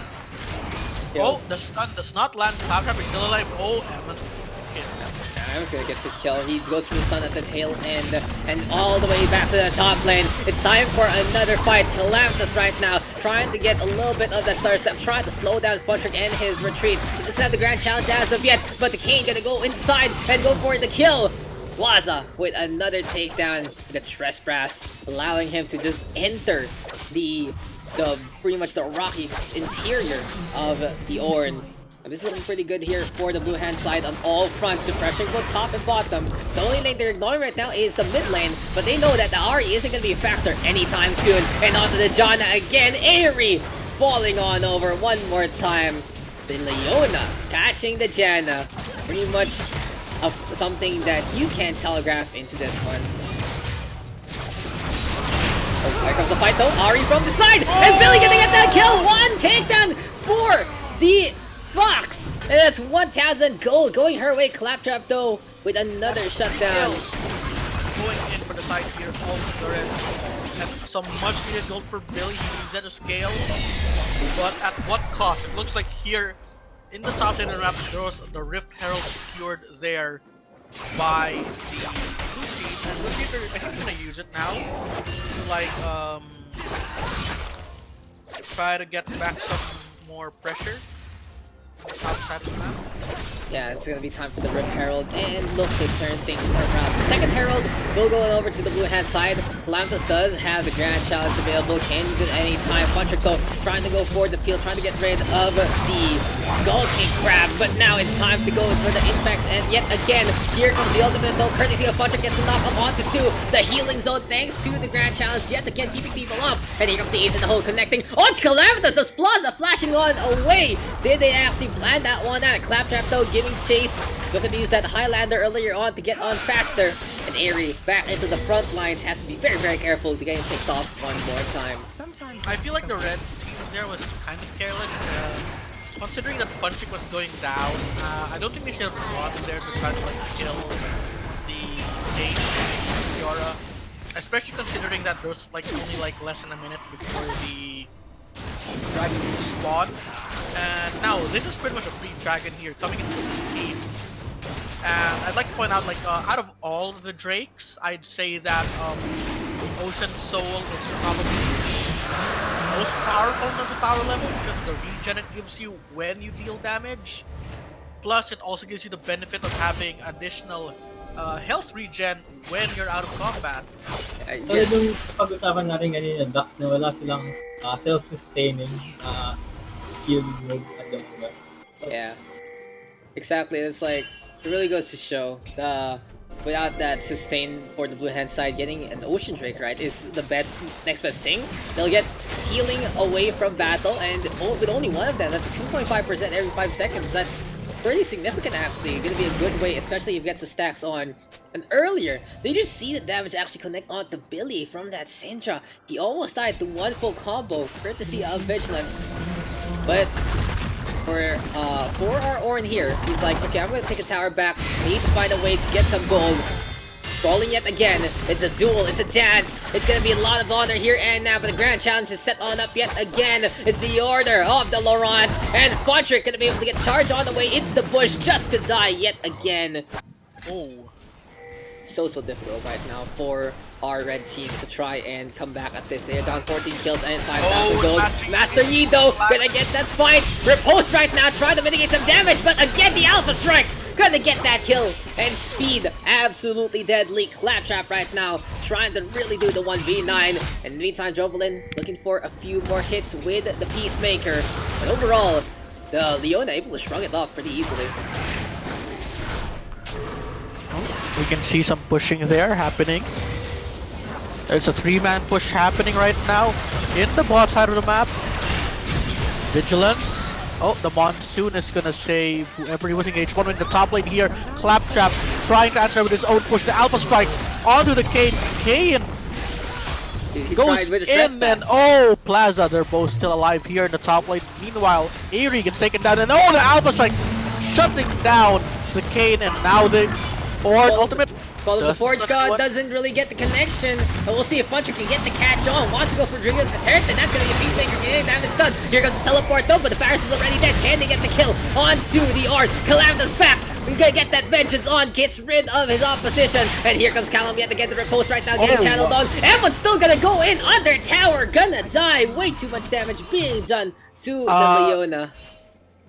I think there's a nice play there by Callum, being able to riposte Billy's charm. But I feel like Eman was a bit too aggressive there, going in despite not having, you know, any health left. And that's just so aggressive. Yeah. High aggression. Yeah, damn. You know, like Filipinos love to fight.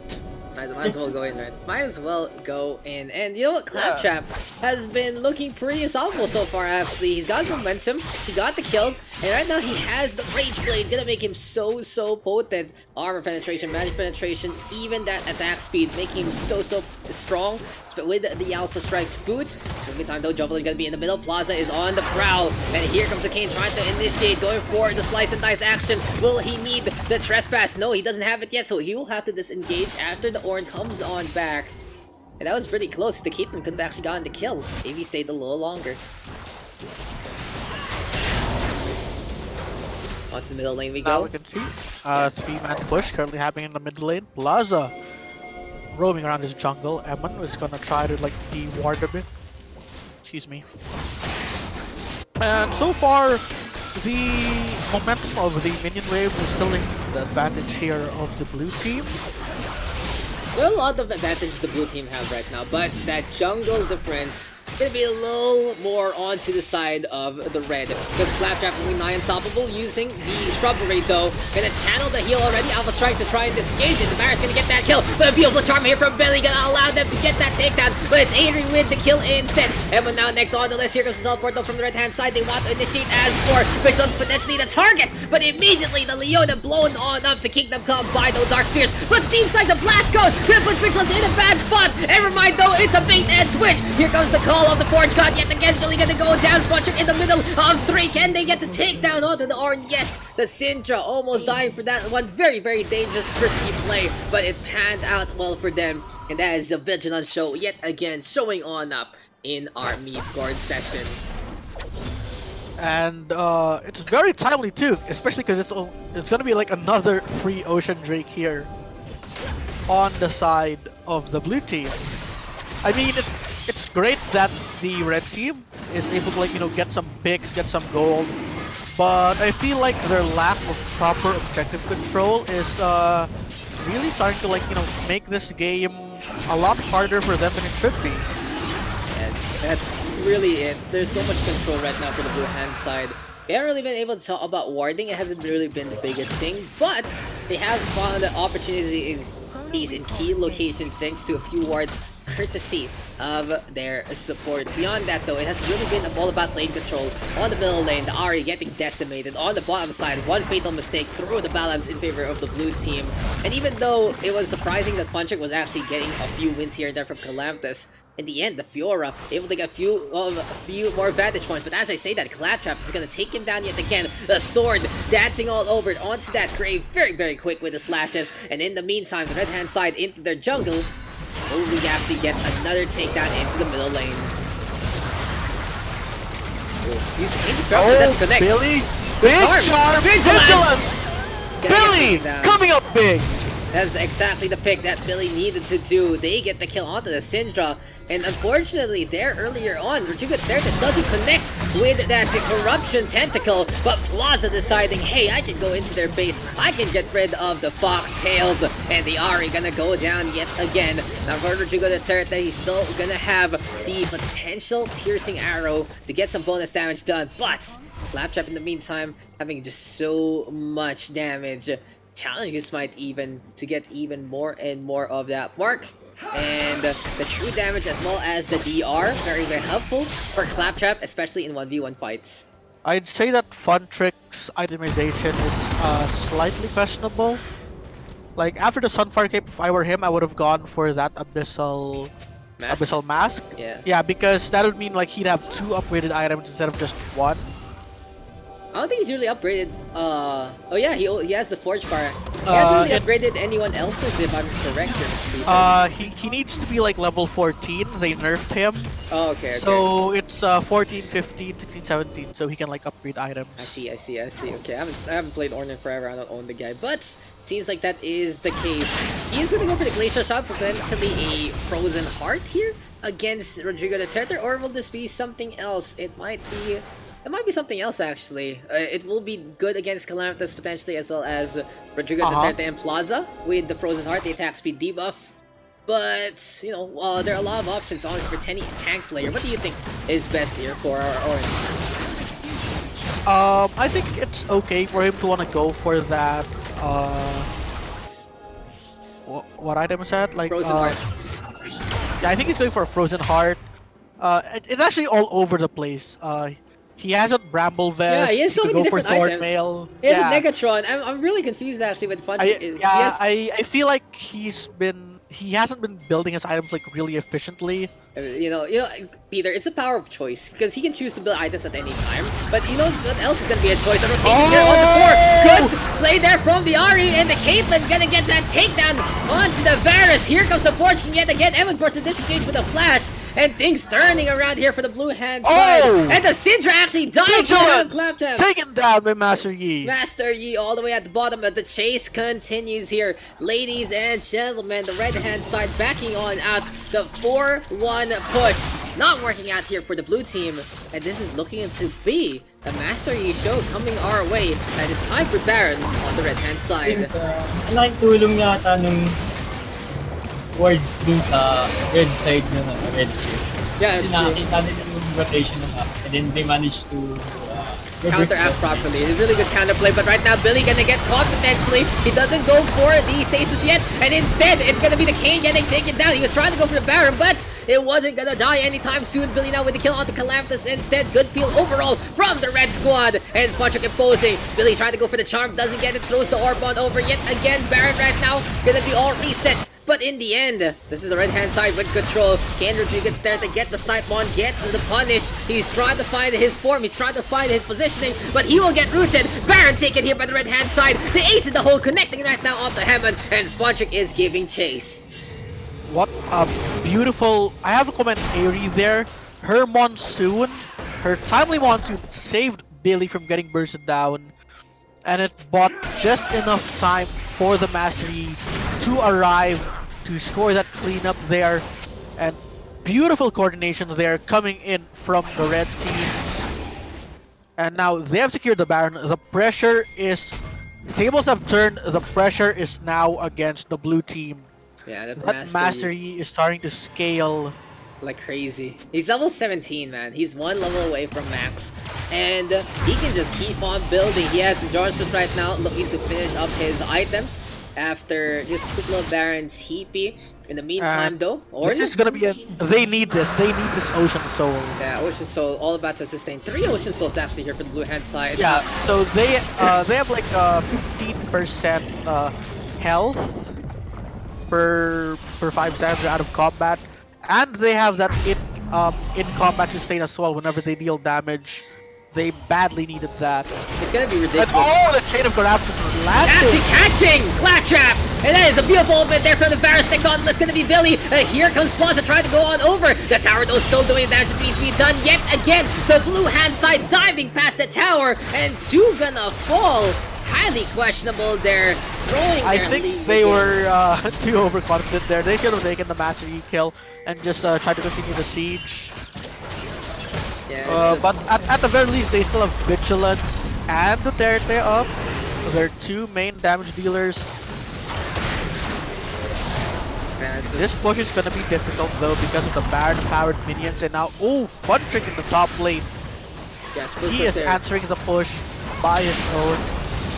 Yeah, he's gonna force a recall or at least a teleport. Look at that Flavis is already gonna be on it, making sure he can get a cleave on it. An opportunity here for the red hand side because it's gonna be the Orn coming on back with his own TP, and it's gonna be the chase right here, right now. The call of the Forge God looking for a connection. Will he get Vigilance? Doesn't do so, but he forces the Cinder to move on over to the right hand side instead. The hug is still there, but in the end, the red team unable to get the chase.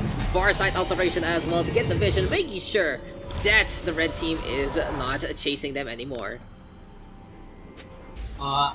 Quick question lang, Peter. Yo, what's up? Is it worth building anti-heal kung may Ocean Soul yung kalaban? Like a Morello I think it's okay. I mean, I think it's normal for like Morello to be built by Ari.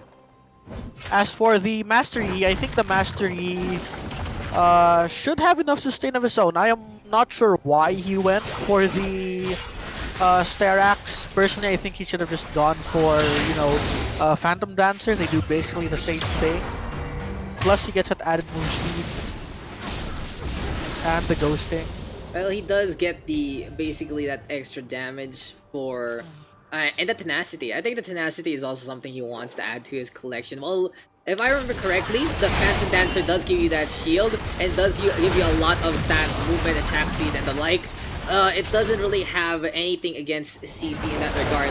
And since the Varus missing his ultimate, but as I was saying, since he doesn't have the cleanse in the first place, he's gonna need tenacity. But Fontrick gonna go in just to die. Very easily done there by the blue hand side, collapsing onto the hulking rock figure. And now it's a 5v4. Can actually go for the push on in with the Ocean Soul in check. Healing being done without the fights. Look at that! Look at all of that healing. They're all topped up. They're all ready. Look at look at the Kane. He's gonna be getting into full as soon as the catapult dies. He's gonna chill just And a little another bit. thing I'd like to point out is like the fourth dragon that they were able to get here for the blue team is Cloud. Right? Cloud Ray. So they can team fight a lot more often because of the reduced cooldowns on their ultimate. Like every member of the blue team benefits from this. It's pretty ridiculous, actually. But Oh, the Traps charm! connect, Landing and gets a onto charm! Evan! Evan gonna get forced on in, does pop the Eclipse just to make sure that there isn't any follow-up. Now the red hand side can use that with that ability on cooldown to actually go for the push, but they are going to be hanging on back just a little. Now go for the ace in the hole with that Vision Forge. God! Trying to get the connection, unfortunately. Oh, it's Evan going to get caught yet again, and the Master Yi going to go on over, will get rooted, and that is going to be a takedown. The tenacity not going to help out whatsoever because of concentration fire. Galactus still pushing on forward yet again, already using his Riposte, going to die to the hand of the Caitlyn. Funchik taking the front line, Vigilance though with a pick off onto Avery with the look Dark at the Spears. sustain coming in from the Ocean healing. Soul. The healing right now, and here comes the Leona. Everyone's gonna get it with the Syndra getting the final blow, and Billy the That only was one left. insane. Billy running on away. But now here is Plaza coming in from behind, from out of nowhere. The ace secured there by Plaza, and it looks like the blue team will march on. They have around 20 seconds. I think they can end. Oh, you're gonna go over top though. They will make sure that they can get more lane control, and onto the top lane they shall go, making sure the inhibitor is gonna be going down all around. That's a huge pick off. Master Yi dying yet again at the very start.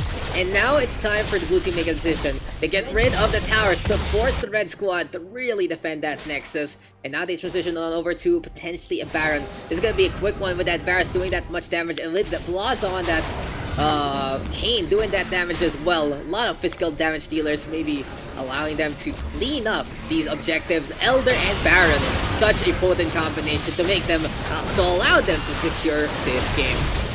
And there goes Surrender. They are tearing through this Baron. It's done. It's done, Mr. Peter. There's no need to tear through it. As the surrender comes, the red team view, they couldn't contest. And the blue squad with the victory. 40-24, a 7k gold lead. And a pretty solid affair there. GG, well played. Two bought a lot of good fights, but it really goes to show with the Master Yi looking unstoppable in the 1v1. But, as the greats say, walang malakas sa lima, there is no one strong against all five. Easy. Yes, sir. I guess personally in that match as well, I'd also like to commend Billy's roam to this area. Like, even though he was behind to Vigilance in the mid lane, he was able to actually set up a lot of those kills for the Master Yi with his very timely roams and well-placed charms. Any Vigilance in the chat. Vigilance fans in the chat. Dude, you gotta say, Mr. Vigilance on that Syndra, looking nigh unstoppable all over that. Good thing you enjoyed your time, Mr. Dayritz. But, bro, the Vigilance, absolutely unstoppable from the mid lane all over. There were a few times where the Syndra did get caught, sure, but some really ballsy plays there from Vigilance. A blast going play. Absolutely amazing. Calavin's also with a commendable comeback. He didn't really get the best score line, but he was able to get enough impact after a pretty poor start. Overall though, the blue hand side had a really good rotation between the jungle as well as the bots. A lot of things going on all cylinders, and the only thing that the red team had bailing them out was the 1v1 potential from Claptrap. He was able to get some picks that really puts the blue hand side on their toes. But, in the end, in a more standard fight, you just get CC'd. Like I said earlier on, Peter, the Phantom Dancer versus the Starks thing, he's trying to go for tenacity, but at the same time, you also have a point. It doesn't really matter. And in the end, you know, in the end, there's no BKB in this game. How do you even deal with CC like that, Peter, in League of Legends? What is the plan?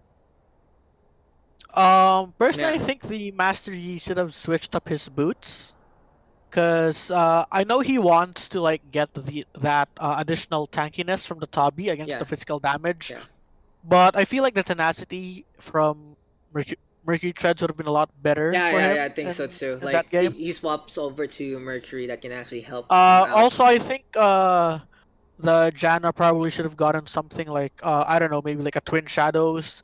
Like something to like either Twin Shadows or a Solari. How about a things to, like mitigate damage. What's the item for cleanse? Randuin's, or what is it called actually? The item that gets you, that lets you cleanse Reverie? Mercurial Scimitar? No. For support. The support item. No. That's the movement speed one. I think what you mean is let's oh look my for it. god. Let's look for it. Wait. Right. Wait. I know what I'm talking about. I've built this item a few times, okay?